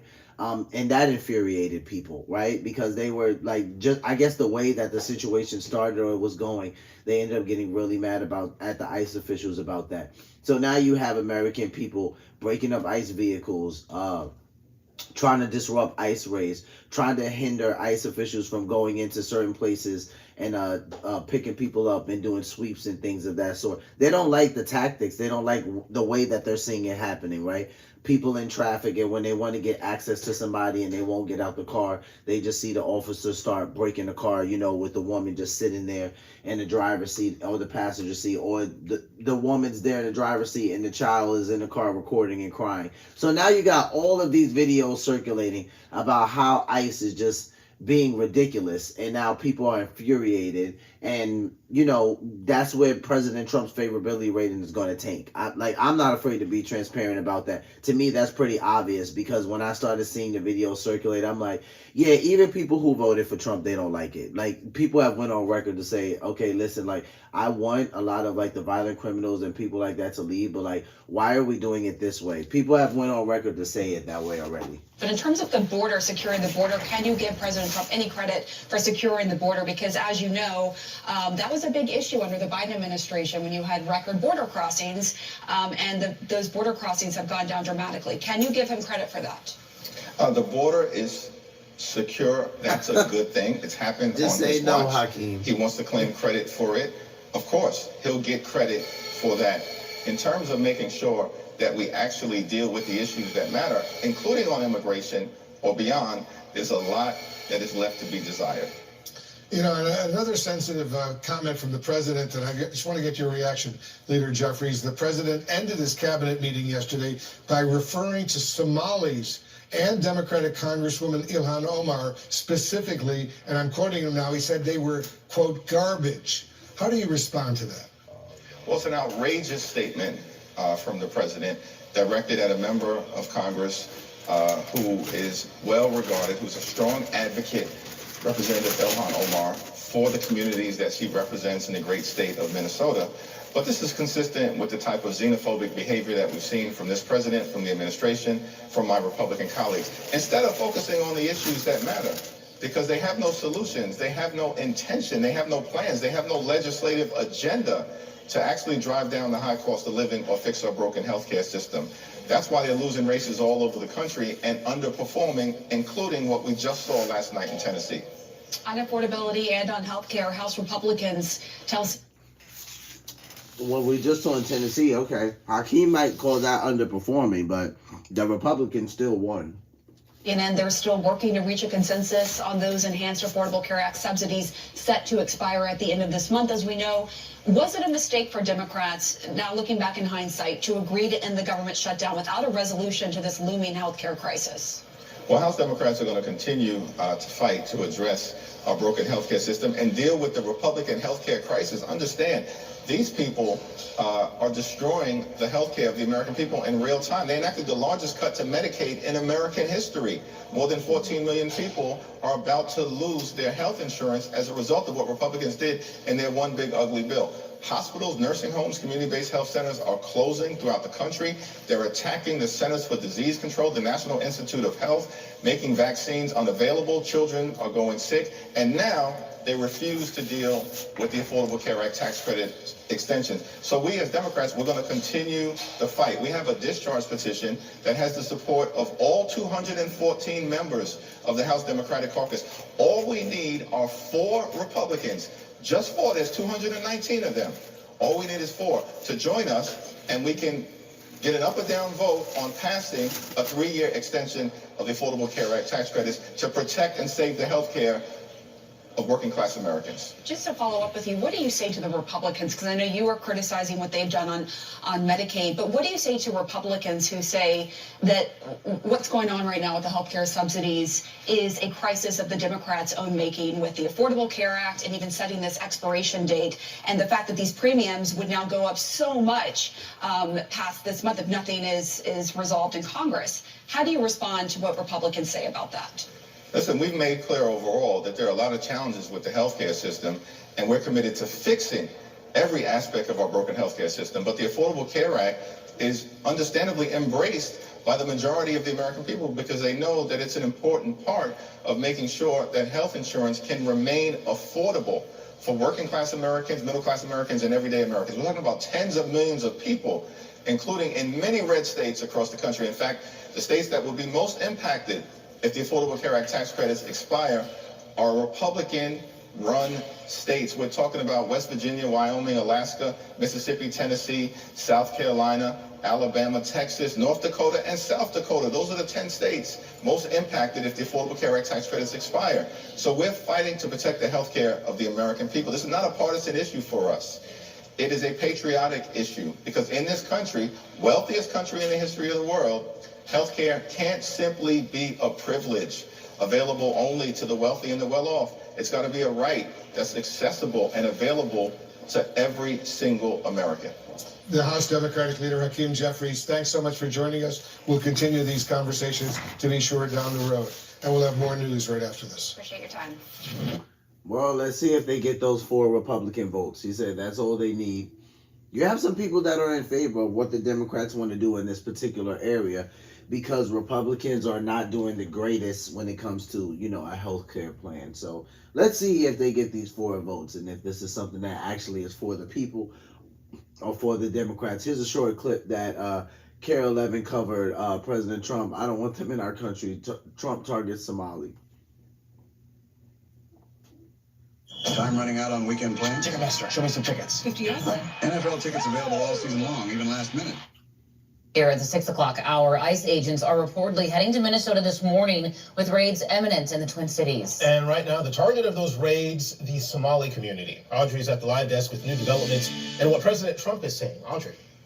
This information is coming from senior law enforcement officials to NBC News. Homeland Security, though, wouldn't confirm any ICE operations to us, but the agency said targets of those raids are based on immigration status, not ethnicity. President Trump yesterday had a direct message, though, for Somali people. I don't want them in our country, I'll be honest with you. Okay? Somebody say, oh, that's not politically correct. I don't care. I don't want them in our country. The president cited the largest pandemic-related fraud case, which happened here in Minnesota and involved defendants of East African heritage. Now, last month, he vowed to end temporary protected status for a small number of Somalis. Of the roughly 80,000 Somalis in Minnesota, about half are foreign-born. Data shows the majority of foreign-born Somalis are naturalized citizens. We go through. And the data does show that. That's why I said this is going to be interesting. These sweeps, these ICE raids, if that in fact is what they're going to do, because when we see 80,000 Somalis in Minnesota, they're saying, and 95% of them are U.S. citizens. At that point, I'm like, what are even the point of these raids? That citizenship rate is way too high. I know it's lower amongst way other races within the United States. Out of 80,000 of them that are in Minnesota, 95% of them are U.S. citizens. You can probably find a lower citizenship rate amongst so many other groups in America if we're going to compare them actually to the Somalis. I mean, that citizenship rate is fairly high. So I was thinking to myself, like, this, I'm not really sure what's the point of these raids. If anything, I can see why they would enrage people, because I think the number said that this would affect 430 people within Minnesota. And I'm like, what is the point of this? The legal channels. So where's the data? Where's the data coming from? What caused this to be? It's lack of all of us coming together and holding power in check. Now, the mayors of St. Paul and Minneapolis, the two cities supposedly being targeted by ICE this week, are speaking out, vowing to protect their Somali community members. I've got more on that coming up in 30 minutes. Well, what caused this to be is that Ilhan Omar is problematic. I think we have a tremendous bench, really a tremendous bench. But no, I think that Waltz is a grossly incompetent man. This is Milwaukee Journal. So shout out to the Milwaukee Journal. He's going to talk a little bit, I believe, about Ilhan Omar here, but he does bring up Tim Walz as well, because remember, he is in Minnesota as well. So allowing all of this madness to happen. I think we have a tremendous bench, really a tremendous bench. But no, I think that Waltz is a grossly incompetent man. There's something wrong with him. Okay, there's something wrong with him. And when you look at what he's done with Somalia, which is barely a country, you know, they have no anything. They just run around killing each other. There's no structure. And when I see somebody like Ilhan Omar, who I don't know at all, but I always watch her for years. I've watched her complain about our Constitution, how she's being treated badly. Our Constitution, the United States of America, is a bad place. Hates everybody, hates Jewish people, hates everybody. And I think she's an incompetent person. She's a real terrible person. But when I watch what is happening in Minnesota, the land of 1,000 lakes, or however many lakes they have, they got a lot of lakes, but this beautiful place, and I see these people ripping it off, and now I'm understanding, and you're going to look at Tedesca, I hear they ripped off Somalians, ripped off that state for billions of dollars, billions. So first he talks about the lakes, and then he goes into Somalians ripping off the state of billions of dollars. Now, we have to listen carefully to this, because from what I understand, I know there were some people charged. I think they said 80 charged, but I don't know what came of those charges. I don't believe it was much. So let's listen, because I don't know if he's still speaking alleged or if now he has new facts. And you're going to look at Tedesca, I hear they ripped off Somalians, ripped off that state for billions of dollars, billions, every year, billions of dollars, and they contribute nothing. The welfare is like 88%. They contribute nothing. I don't want them in our country, I'll be honest with you. Okay? Somebody would say, oh, that's not politically correct. I don't care. I don't want them in our country. Their country's no good for a reason. Their country stinks, and we don't want them in our country. I can say that about other countries, too. I can say it about other countries, too. We don't want them to hell. We have to rebuild our country. You know, our country's at a tipping point. We could go bad. We're at a tipping point. I don't know if people mind me saying that, but I'm saying it. We could go one way or the other, and we're going to go the wrong way if we keep taking in garbage into our country.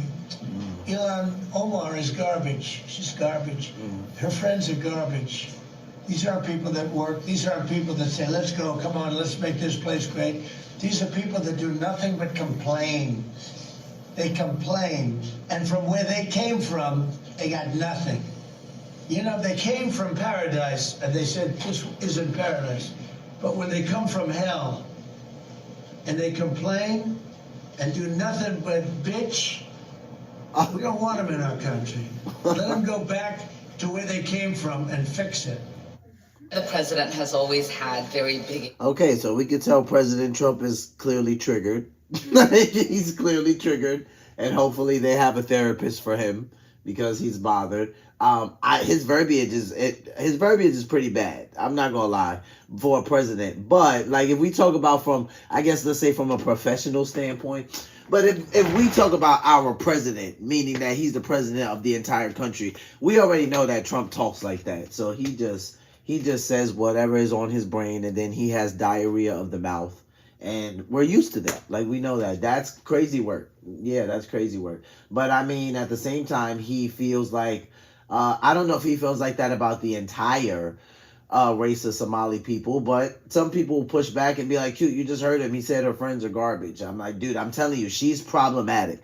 Like, I feel like she is the reason why a lot of this is happening, because it's just, she says crazy stuff. Like, if you guys go back and watch her throughout the years, that's why Trump's like, I've been watching her for many years, and all she does is complain about the U.S. I'm like, dude, she's been saying things like that for a while. And I've always said that, like, as someone who's a representative, it's kind of problematic that she says things like that. And she's close to, well, I don't know if she's close, but I know she has some like some type of relational proximity with like AOC. I think a little bit with Jasmine Crockett. And like, bro, she's been so problematic. Nobody has ever told her like, hey, even though you're a Democrat and we're a little crazy, you probably shouldn't be talking like that, because, you know, you might trigger something like this. But it's because they didn't think anybody like Trump would come in and do some of the stuff that he's doing right now. But I'm telling you, it's because I feel like Ilhan Omar has put a spotlight on the Somali people, because some of the things that she said since she's been a representative, she could be very problematic in public. Xenophobic, Islamophobic comments when it comes to people who are of Muslim faith, or people who are black. We've seen him call African nations as shitholes, and so it's not really surprising. But what is weird to me is just how creepy he's been obsessed with me and the Somali community. I mean, the Somali community is very resilient. We're very strong. We are not going to be intimidated or scapegoated. And I think we are seeing just an outpouring of support from our Minnesota neighbors. And so I just know that this is not going to cause any harm to our community. Mr. President, thank you. The mayor of Minneapolis, Jacob Frey, is saying that he's actually proud to have the largest Somali community in the country, and his police chief. Well, then he's a fool. Well, his police chief is also I saying wouldn't they be proud might. to have the largest Somalian. Look at their nation. Look how bad their nation is. It's not even a nation. It's just people walking around killing each other. Look, these Somalians have taken billions of dollars out of our country. They've taken billions and billions of dollars. They have a representative, Ilhan Omar, who they say married her brother. It's a fraud. She tries to deny it now, but you can't really deny it because, you know, it just happened. She shouldn't be allowed to be a congresswoman, and I'm sure people are looking at that. And she should be thrown the hell out of our country. And most of those people, they have destroyed Minnesota, okay? Minnesota, you have an incompetent governor. You have a crooked governor. He's crooked as hell, but he's incompetent. Waltz he should be ashamed. That beautiful land, that beautiful state, it's a hellhole right now. And the Somalians should be out of here. They've destroyed our country. And all they do is complain, complain, complain. You have her. She's always talking about the Constitution provides me with, go back to your own country and figure out your Constitution.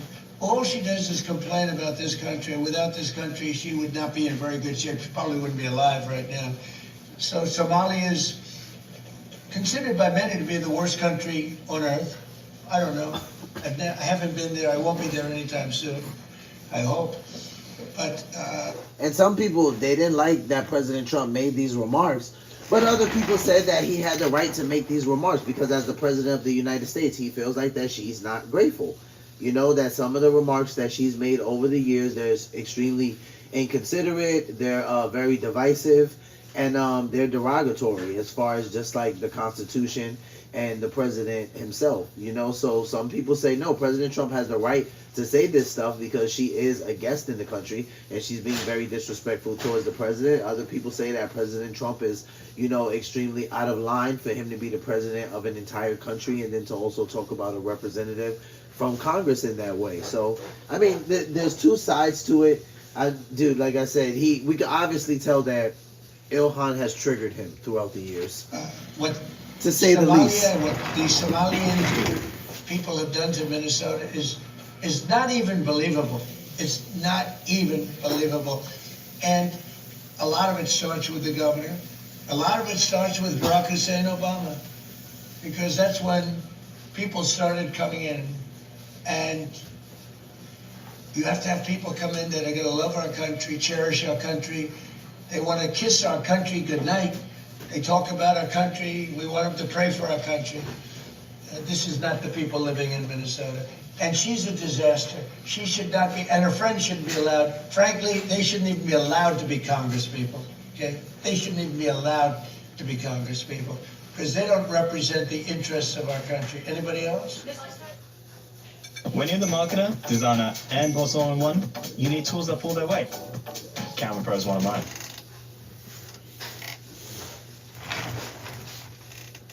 Well, we got Representative Jeffries. We looked at that. We got up next, Bill O'Reilly. Shout out to Bill O'Reilly. He covered on Letitia James, refusal to turn over criminals. So we have the whole sanctuary state thing going on with Letitia James. Let's take a look at it. It says James versus ICE. Short clip. This is an amazing story. Let's go to the Homeland Security Letitia James controversy. You know about this? This is an amazing story. Okay, so New York is a sanctuary state. That means they don't cooperate with Homeland Security. They don't tell Homeland Security who they have in custody. There are 7,113 convicts in New York prisons right now. 7,113. Homeland Security wants them taken out of state prison, handed over to the feds so they can be deported or punished or whatever. That's what they want. Letitia James, the Attorney General, is not going to do that. She's already let 7,000 undocumented immigrants be released from prison and not told the federal government. And these are violent people. These are homicides, 148 homicides, 717 assaults, on and on and on and on. Now, we called the Attorney General's office. To be fair, we are fair. And they referred us to 85 different other people. No, it's you. Are you going to hand over the 7,000 to the federal government? Yes or no? And the answer is, they're not. She's not. Okay, here's the story. That sets her up. Coleman and Homeland Security is setting up Letitia James. She doesn't hand them over. They could charge her. Now, I don't know if that's going to happen. I'm not going to predict it will happen. But this looks like a classic setup to me. American homeowners, the FBI has been warning all of us. So Bill's taking it as a classic setup. Let me see something. This is an amazing story. Okay, so New York is a sanctuary state. That means they don't cooperate with Homeland Security. They don't tell Homeland Security who they have in custody. There are 7,113 convicts in New York prisons right now. 7,113. Homeland Security wants them taken out of state prison, handed over to the feds so they can be deported or punished or whatever. That's what they want.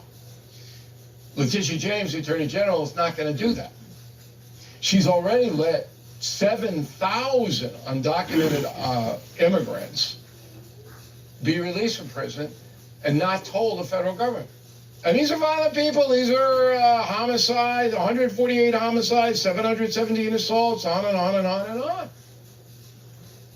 Now, we called the Attorney General's office. To be fair, we are fair. And they referred us to 85 different other people. No, it's you. Are you going to hand over the 7,000 to the federal government? Yes or no? And the answer is, they're not. She's not. Okay, here's the story. That sets her up. Coleman and Homeland Security is setting up Letitia James. She doesn't hand them over. They could charge her. Now, I don't know if that's going to happen. I'm not going to predict it will happen. But this looks like a classic setup to me. American homeowners, the FBI has been warning all of us. All right. So let's go to CNN. They covered this a couple of hours ago. This has to deal with Pete Hegseth. It appears that the Pentagon feels like that, you know, he did endanger some people, or maybe whoever made that call, because remember, which I thought was crazy work, Pete Hegseth went on record to say, we covered this, I think it was yesterday in the live stream, where he said that someone had told him about a second strike, or he had okayed a second strike, but he called the first strike and he just left and went to a meeting. So he barely watched the aftermath of the first strike, and then the second strike, I guess he okayed it, but didn't stay around for it, which the way he explained it was crazy to me. So now what we're seeing in the media is something called war fog. Apparently, I guess he's having some trouble remembering his actions.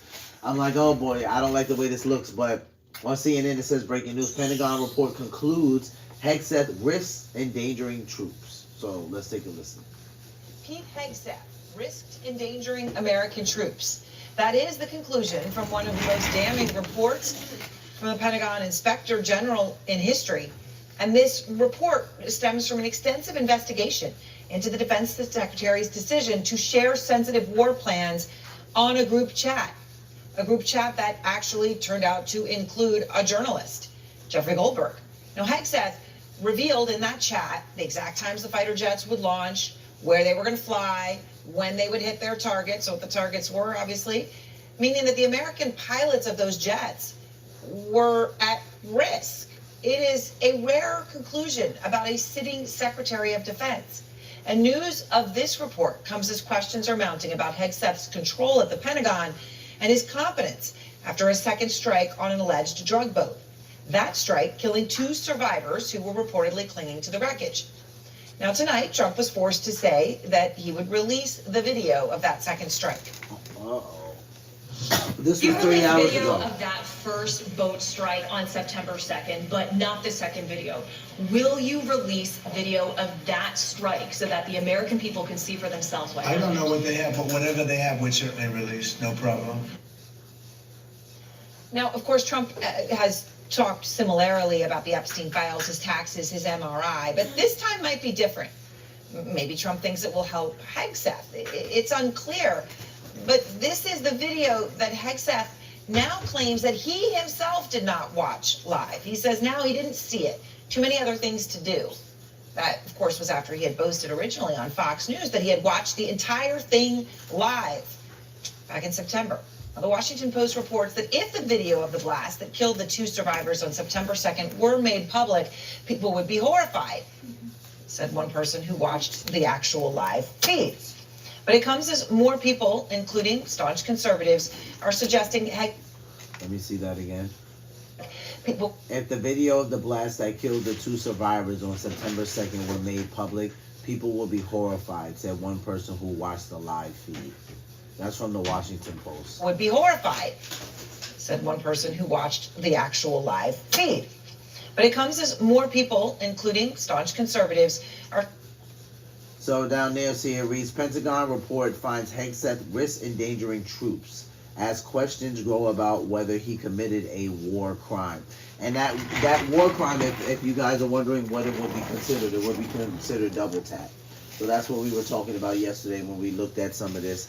And double tap would have been a secondary strike on a certain category of people, because there are about 4 categories of people you cannot perform a secondary strike on. Like basically during time of war, because it's considered a war crime after the initial strike, right? I said it already, like first responders is one of them, the wounded is one of them, someone who's already received an initial strike, medical responders. There's categories of people that you just can't do this with, and if you do it and you are found guilty, it's considered double tap and it's considered a war crime. So that's why now, seeing all of this come about and seeing if he's going to be considered for this, it's just interesting to watch, because the war fog that he's having, right? The war fog that he's talking about, he's having, the media is literally eating this up. So now it looks like Pete Hegseth can't remember what happened, during a time of, war, when he called missile strikes, because he called one and, he went straight to a meeting, and then he okayed the second one, but he didn't even stick around to see what the aftermath was. And I was like, I just don't like the way this is playing out. It doesn't look great for Pete right now. Suggesting Hegseth could be guilty of an actual war crime. Listen to his former Fox News colleague, Andrew Napolitano, who now works at the Trump-friendly station Newsmax. Everybody along the line who did it, from the Secretary of Defense to the Admiral to the people who actually pulled the trigger, should be prosecuted for a war crime for killing these 2 people. Right, that's not mincing words. It was mincing words at all. And then there's the brutal headline from conservative columnist George Will, who wrote, "A sickening moral slum of an administration." And then went on. A sickening moral slum of an administration. Defense Secretary Pete Hegseth seems to be a war criminal without a war. An interesting achievement. You're right. Defense Secretary Pete Hegseth seems to be a war criminal without a war. An interesting. That's crazy. And then listen to Republican Senator Rand Paul, who said Hegseth is either lying or incompetent yesterday. There is a question of the legality of bombing people who are shipwrecked or incapacitated. I frankly think it's absolutely illegal. This may be why the chairman of the Senate Armed Services Committee, Roger Wicker, who voted to confirm Hegseth, is now refusing to say whether or not he has confidence in Trump. Let me go back to that really quick. There is a question of the legality of bombing people who are shipwrecked or incapacitated. I frankly think it's absolutely illegal. Okay, so he said shipwrecked or incapacitated. Let me find it, because I looked up double tap for you guys yesterday, and it talks about it. Yeah, see, the common term used in military jargon and legal discussions for the practice of following an initial attack with another strike is a double tap. This practice is widely considered a war crime under international law if the second strike deliberately targets survivors, the wounded, medical personnel, or first responders. So yeah, meaning survivors of an initial attack. So doing that, that's why I said if they are survivors or if they are shipwrecked, right, survivors or the wounded, that's why I said I think it's completely illegal. Yeah, it would be considered double tap, which would be considered a war crime. This may be why the chairman of the Senate Armed Services Committee, Roger Wicker, who voted to confirm Hegseth, is now refusing to say whether or not he has confidence in Trump's defense secretary. Do you have confidence in him? You said, can you say it here? Thanks for your time. And while all these questions swirl around Hegseth, who of course calls himself the Secretary of War, he is refusing to sit down for tough interviews, turning down multiple interview requests from CNN and others. But an interview was released last night, which appears to have been taped before news of this whole second strike imbroglio. And in that conversation, which was with Stephen Miller's wife, Katie, Hegseth talks about whether he'd let Stephen Miller babysit his kids and what he eats for breakfast. Who would you trust to babysit your kids? Who would I trust to babysit my kids? This can only be another member of the cabinet? Only another member of the cabinet? Oh, I mean, not your husband or Marco. Who would you trust to do your grocery shopping? Well, Bobby Kennedy. I have the same breakfast every morning. Bacon, eggs, and sausage. And something with meat at lunch and then whatever she makes for dinner. Meatballs are really, really good. Homemade meatballs, a little sausage in there. Kristen Holmes is out front live outside the White House. Kristen, is the president as confident about Hegseth in private as he claims to be in public right now? Well, I think you need to look at that White House statement, because the last line of the statement from Press Secretary Carolyn Leavitt said the president stands by Pete Hegseth, and that was a calculated decision. Think about all of the stories that we have put forward saying that there is doubt in certain members of the cabinet, where we have not gotten that kind of a statement back, in which they say this is fake news, but then kind of let it go. They have made a calculated decision. In this instance, remember, this was just in response to this Inspector General report, that they are going to stand by Hegseth. And there is some thought that goes into that. The reason is they expended so much political and personal capital, so many of them, to get him across the finish line. It's going to take a lot for them to try and get rid of him, or to get rid of him. But one thing to keep a note here, you mentioned this, when it comes to Venezuela, when it comes to this second strike, we are hearing louder and louder calls from Republicans as well as Democrats. And tomorrow we are going to see the Admiral Bradley, who essentially kind of seems as though he has been somewhat of a scapegoat. We'll see if that is how it plays out on the Hill, talking to senators. And there's going to be a lot of questions about what Hegseth's role was. And then you're going to hear from those senators again. And one thing is clear, if the calls get louder and louder, and if they get too loud, it is likely the White House will start to at least have to have these conversations with these senators, not just standing by Hegseth. So we'll see how this all plays out once you actually have that admiral talking to those senators. But again, we've been down this road before, Aaron. They expended a lot of capital on Pete Hegseth. They're going to keep him. As of now, they're saying they're standing by him. All right, Kristen, thank you very much. And out front now, Democratic Congresswoman Chrissy Houlihan.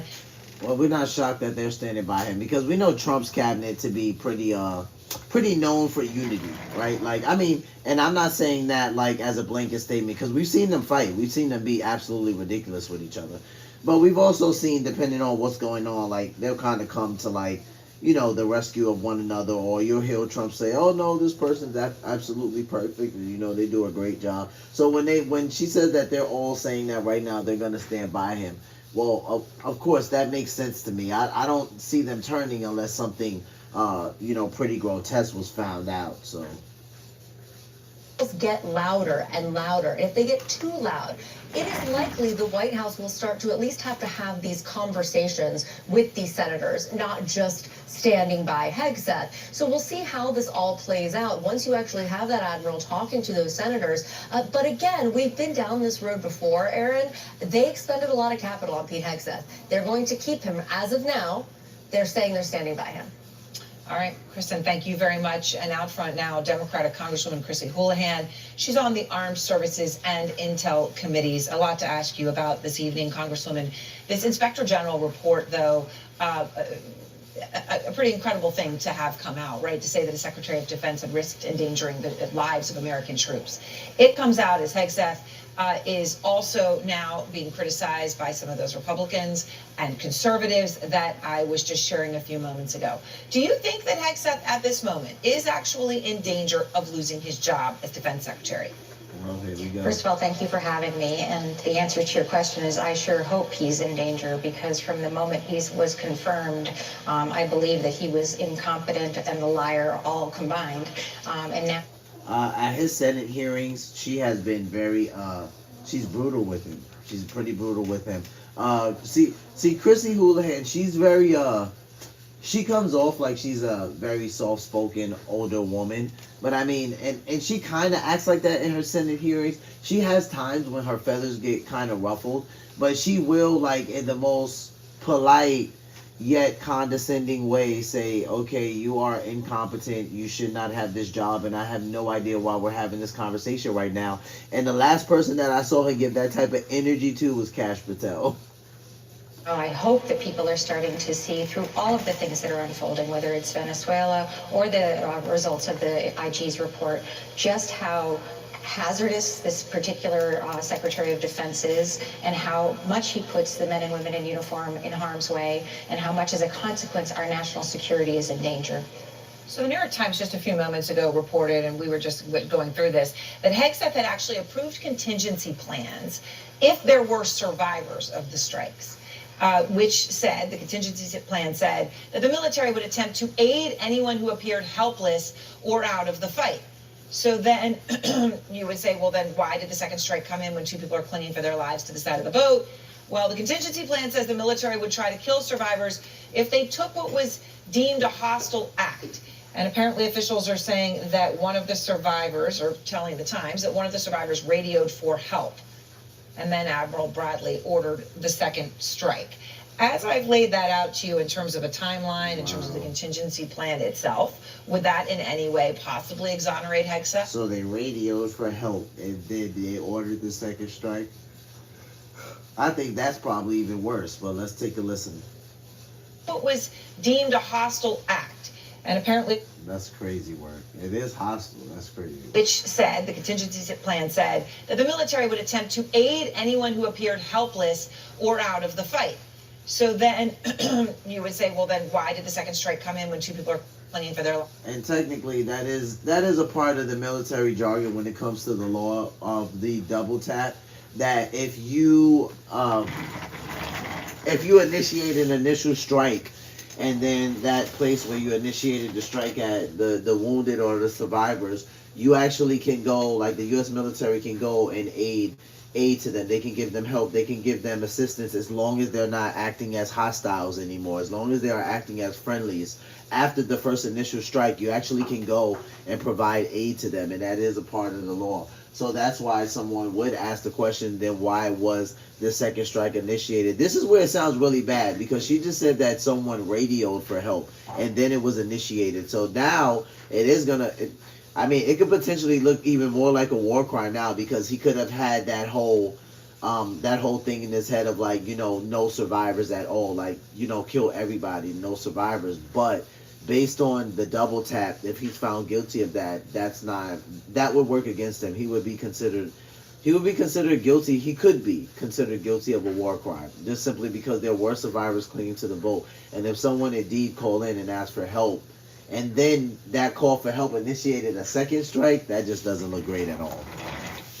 And said that the military would attempt to aid anyone who appeared helpless or out of the fight. So then you would say, well, then why did the second strike come in when two people are clinging for their lives to the side of the boat? Well, the contingency plan says the military would try to kill survivors if they took what was deemed a hostile act. And apparently officials are saying that one of the survivors, or telling the Times, that one of the survivors radioed for help. And then Admiral Bradley ordered the second strike. As I've laid that out to you in terms of a timeline, in terms of the contingency plan itself, would that in any way possibly exonerate Hegseth?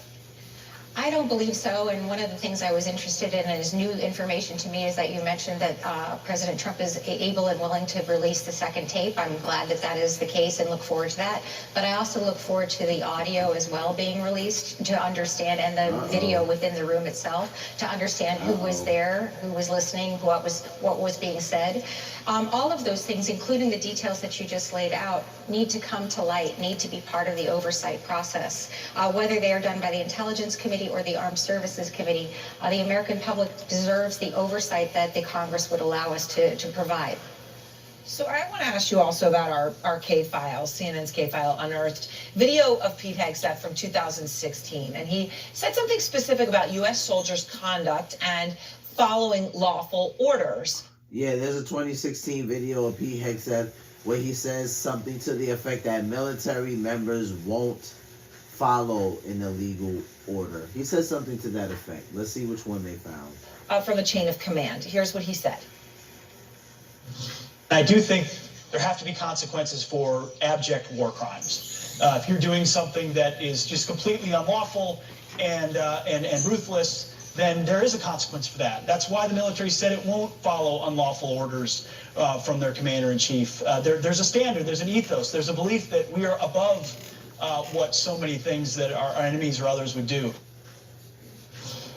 That, of course, is what you, and obviously, Congresswoman, you are an Air Force veteran, you and other Democratic colleagues also who served in the armed forces said in the video you put out, which Hegseth called seditious. Here is that clip. Our laws are clear. You can refuse illegal orders. You can refuse illegal orders. You must refuse illegal orders. No one has to carry out orders that violate the law or our Constitution. And there you are at the end, Congresswoman. So what's your reaction when you hear this, when you hear Hegseth, at the time the commander-in-chief that he was referring to, saying the military won't follow unlawful orders from their commander-in-chief, was Barack Obama? Sure, I've seen both of the videos that you just showed, and I've also seen a really good mashup of the two videos of the five of us, actually six of us, and then the secretary. And you wouldn't know that we were saying anything different than one another, or we're on opposite sides or at different parties. We are all singing from the same hymnal, so to speak. And so what I'm struggling with is, how did Secretary Hegseth go from saying that to also then the enormous disdain that he has for the JAG, the group of people in the military who make sure to advise on our laws and make sure to tell us what is appropriate and inappropriate to do.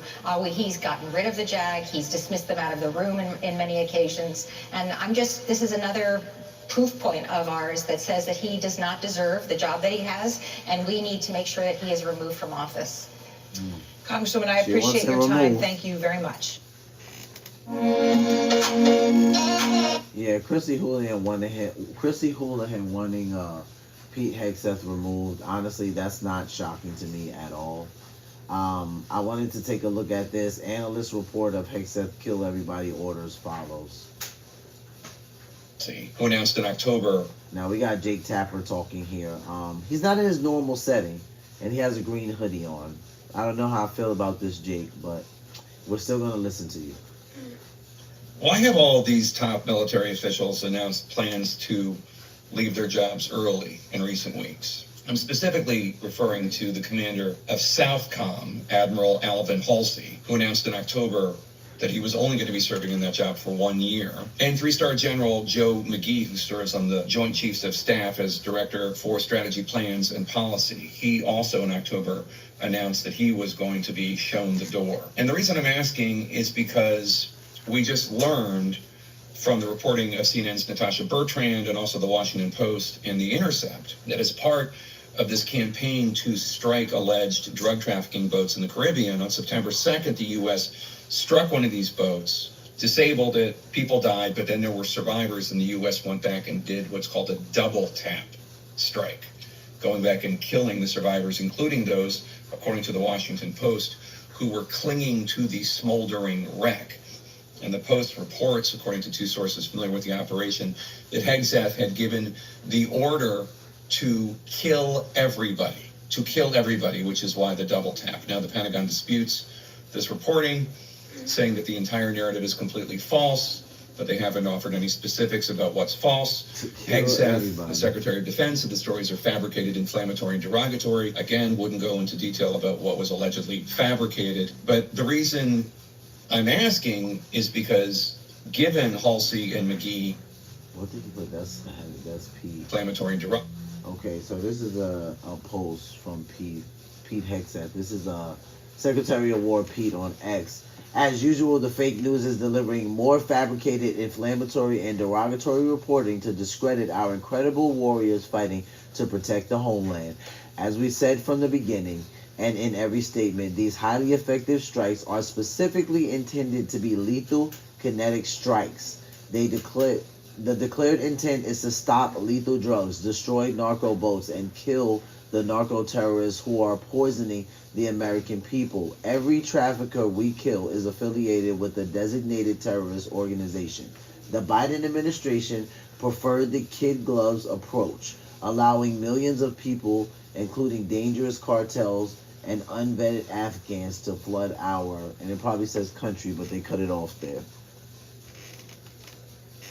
Derogatory, again, wouldn't go into detail about what was allegedly fabricated. But the reason I'm asking is because given Halsey and McGee and their early exits, I'm wondering what role, if any, this September strike, which seems to be of questionable legality, played in their early departures. Only a few weeks later, I reached out to the Pentagon and the White House to ask them specifically about this, but the Pentagon did not get back to me and the White House was not responsive.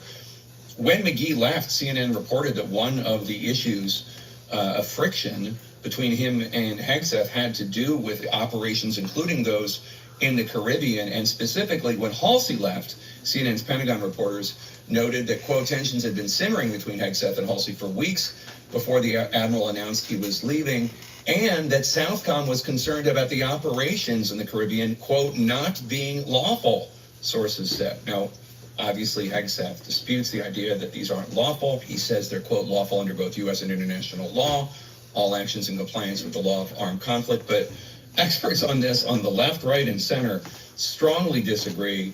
Just to cite one from the right, Jack Goldsmith of Harvard, who used to work for the George W. Bush presidency, he noted that the Department of Defense Law of War Manual states that it is, quote, prohibited to conduct hostilities on the basis that there shall be no survivors, or to threaten the adversary with the denial of quarter. He says, quote, if the Post's facts are correct, it appears that Special Operation Forces committed murder when the two men were blown apart in the water, as the Washington Post put it. Andrew McCarthy of the Conservative National Review also says, even if you buy the untenable claim that the men in this alleged trafficking boat are combatants, meaning that they are at a state of war with the United States, it is a war crime to intentionally kill combatants who have been rendered unable to fight, including those shipwrecked. Now, the House Armed Services Committee and the Senate Armed Services Committee say they're going to conduct oversight over this. I guess we will see how serious they are by whether or not they have public testimony from Admiral Halsey and General McGee. Yeah, see, he didn't read all of it, but it's Combatants. right here. To reiterate, I don't accept that the ship operations are enemy combatants, even if one overlooks. Let me see here. Even if one overlooks that the administration has not proven that they are drug traffickers or members of designated FTOs, there is no armed conflict. They may be criminals if it is proven that they are importing illegal narcotics, but they are not combatants. My point, nevertheless, is that even if you buy the untenable claim that they are combatants, it is a war crime to intentionally kill combatants who have been rendered unable to fight. It is not permitted under the laws and customs of honorable warfare to order that no quarter be given, to apply lethal force to those who surrender or who are injured, shipwrecked, or otherwise unable to fight. Yeah, because they go into two of the categories of people that you can't initiate a second strike on, and that would be the wounded or survivors. Who have been rendered unable to fight, including those shipwrecked. Now, the House Armed Services Committee and the Senate Armed Services Committee say they're going to conduct oversight over this. I guess we will see how serious they are by whether or not they have public testimony from Admiral Halsey and General McGee. The government is banning this. Okay, shout out to them. Speaking of an upset, we have, so I got two more left there. Yep. Okay, so we got shout out to CBS Mornings. They cover Republican Matt Van Epps wins Tennessee House in race. So yeah, they were talking earlier about how they were seeing some upsets. This was in Minnesota. They were talking about how we're seeing upsets in the Republican Party, and some people are not just even downplaying how much they're winning by. I said, well, they might be winning by not as much, but they're still winning. So the Republicans did take, I think, was it the 7th? Was it the 7th ward of Tennessee? I think it was. The push by Democrats to flip a Republican seat in Congress fell short in Tennessee. Republican Matt Van Epps won that special election. It was seen as a local referendum on the president's first year in office. Nicole Valdez is in Nashville with all the latest on this story. Nicole, good morning to you. Good morning. A big win for Republican Matt Van Epps in a district that has historically been red, but this time around the election was surprisingly competitive. The first-time GOP candidate won last night by single digits over Afton Bain, a Democratic. So Kamala Harris came out for Afton Bain too, and then Matt Van Epps got an endorsement from Trump. Yeah, I see why they're saying. I mean, I don't know. Like, the win is the win, but I guess for them the big deal here is that it's only like about an 8% margin. 8.5. She had 45%. He had 53.9. state representative here. This result is much closer than what we saw play out a year ago when President Trump scored a 22-point victory here. It's the reason Democratic officials now say Republicans should be, quote, shaking in their boots ahead of next year's midterms. The tight margins led to a massive amount of money pouring into both campaigns. In fact, a CBS News analysis found at least $8 million was spent on the race, with more than $6 million donated by outside groups. Van Epps received more than $1 million. I mean, I'm not gonna lie to you guys. I think it's kind of crazy that she only lost by 8.5%, and she hates country music and Christianity, mainly because she was running in Tennessee. Like, I have no idea what that's about. I have no idea what's going on in Tennessee, but I would have thought she would have lost by a lot more than that, but I don't know. From President Trump's super PAC, and support for his campaign surged after getting the president's endorsement back in October. Now, Van Epps last night said that Trump's endorsement, quote, made all the difference. He will be finishing out the term of retired former Representative Mark Green, but will have to run for re-election again in 2026. Nicole, thank you. So he'll have to run again. That's crazy. Okay. All right, guys. So moving over to this, the second to last clip of the live stream. This to lighten up because we've been watching some news all night. We got Shula King. So Shula King covered. This is comedian Shula King. For those of you guys who don't know, he wanted to be a deer. So apparently it says South Carolina man who self-identifies as a deer accidentally shot by hunters. Yo, you can't make this stuff up. Ladies and gentlemen, y'all see what this says. South Carolina man who identifies as a deer was accidentally shot by hunters. Hell no. No, you wasn't. That wasn't no damn accident. That was on purpose. That is, you identify as a deer, then you got to go through what deer go through.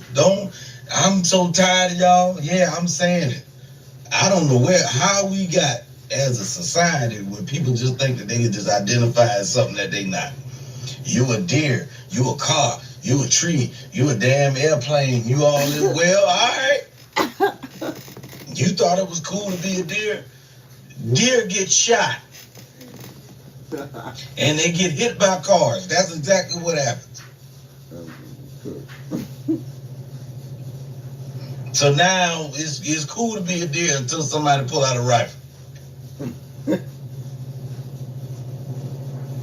Of course you didn't calculate that, because it takes sense and logic to understand that was probably going to happen at some point. But in order to, if you had sense and logic, then you wouldn't have put no damn deer outfit on in the first place. I'm just calling it what it is. If you got good sense, then you're not going to pretend to be something that you're not.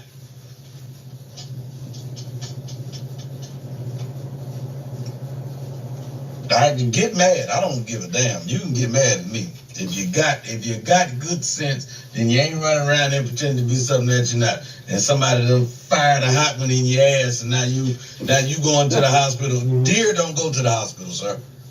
Leave his ass right there in the damn woods. I'm dead. Take him to the house and eat his ass. Hell, want to be a deer? Turn his ass in. Bro, I'm dead right now.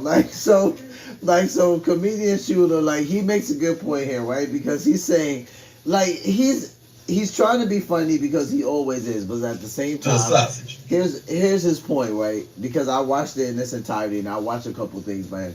He's like, I'm so sick of people out here trying to identify as all these different things that they just want to pick at me. He says, so if you want to identify as something, you got to go through what that thing goes through, right? First of all, it's crazy work how this outfit look. I'm trying to figure out, is this the guy? Next time you make a move, I'm trying to figure out, is that the guy, bro? Make sure it's a power move. Because if that's his outfit, that's crazy. Somebody said deer man. Shout out to 999 Soul Rebel. He said dog man, deer man. That's what he self-identifies as a deer, and he accidentally got shot by hunters. So I'll play it for you guys one more time. This was the second to the last clip of the live stream, since we've been watching news all night. This is what I do to kind of lighten the mood for us. Sometimes I'll put a comedy clip in there.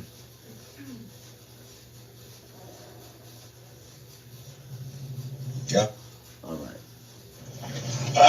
Ladies and gentlemen. Y'all see what this says. South Carolina man who identifies as a deer was accidentally shot by hunters. Hell no. No, you wasn't. That wasn't no damn accident. That was on purpose. That is, you identify as a deer, then you got to go through what deer go through. I'm so tired of y'all. Yeah, I'm saying it. I don't know how we got as a society where people just think that they can just identify as something that they not. You a deer, you a car, you a tree, you a damn airplane, you all this. Well, all right. You thought it was cool to be a deer? Deer get shot.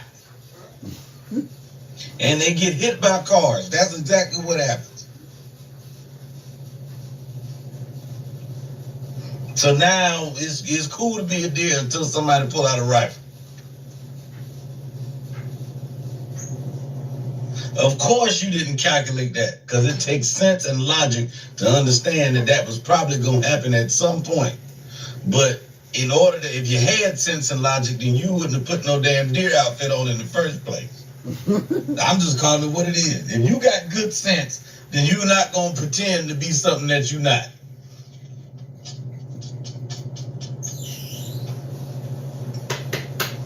I can get mad. I don't give a damn. You can get mad at me. If you got good sense, then you ain't running around there pretending to be something that you're not.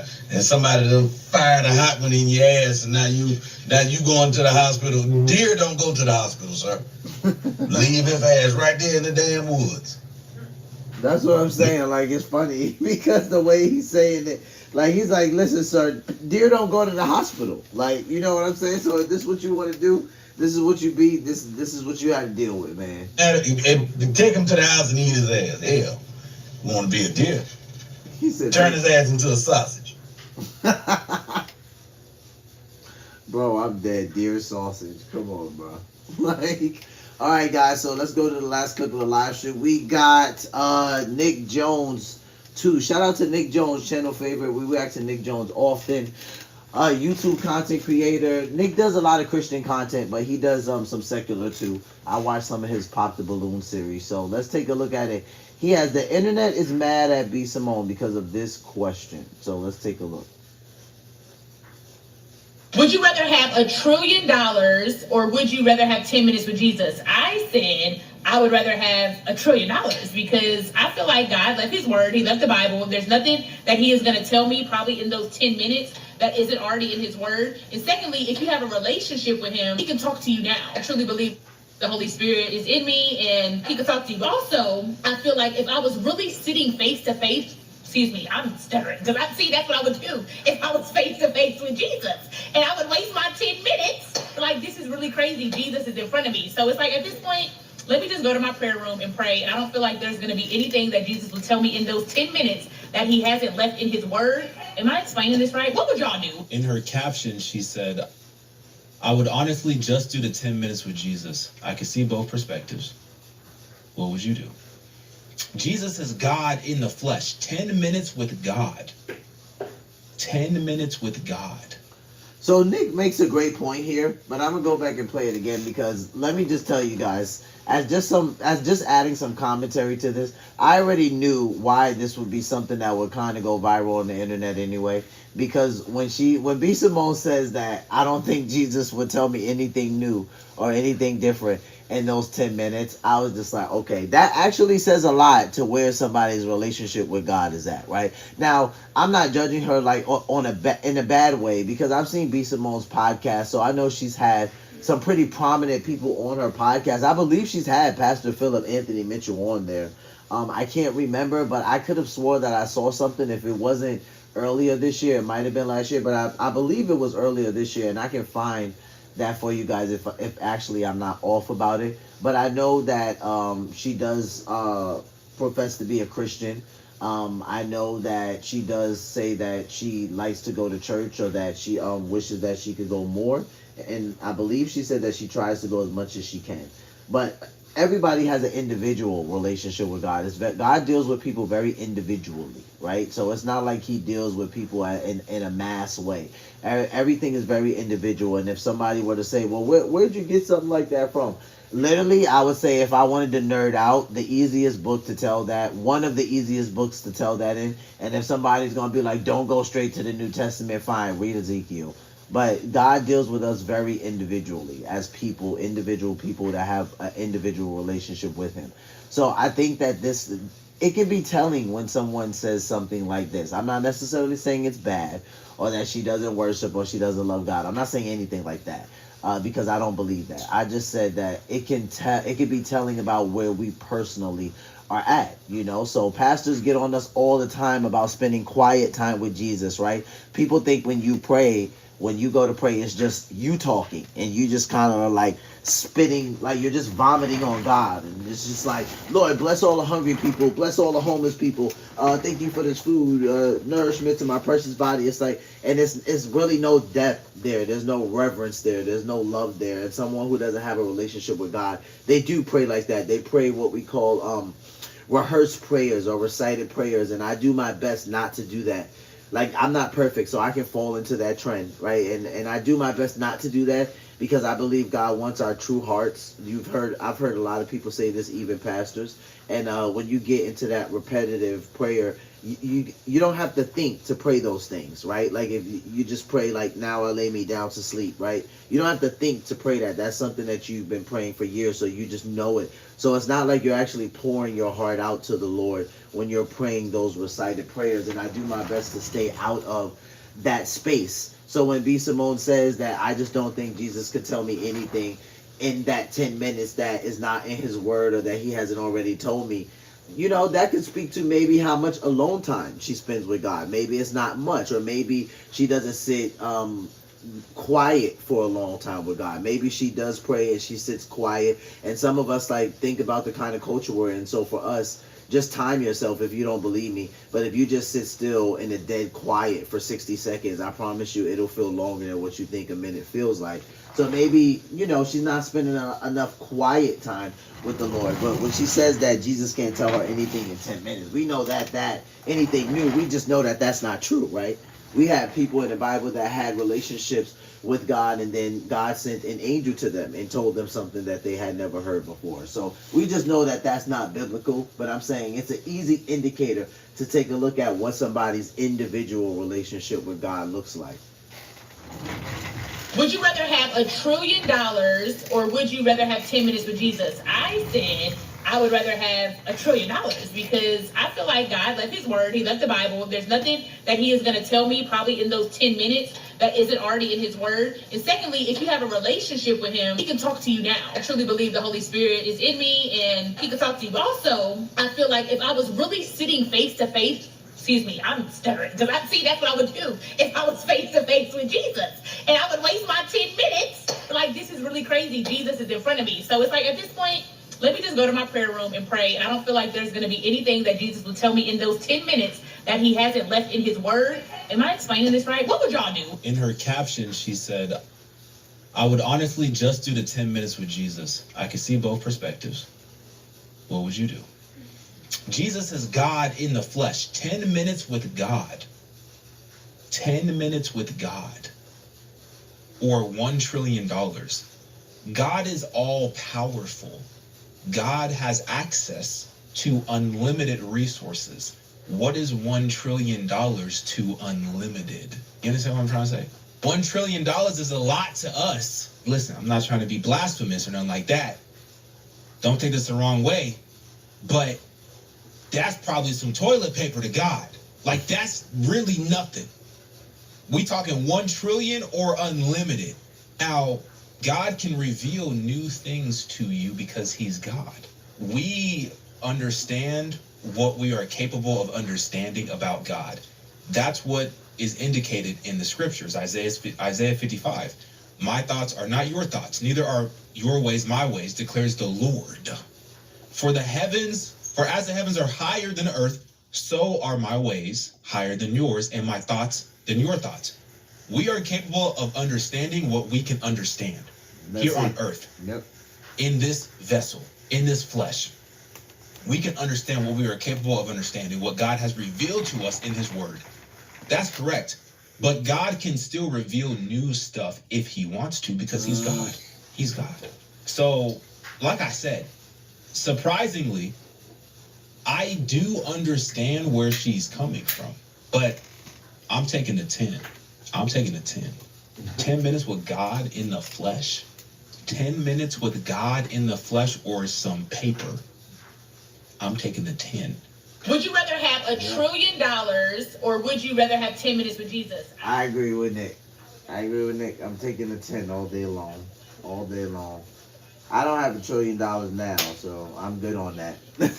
God stands outside of time. So, for us to think that God can't tell us anything different, that just, it just speaks to some depth when it comes to our relationship with God. All right, guys. So I appreciate you guys hanging out.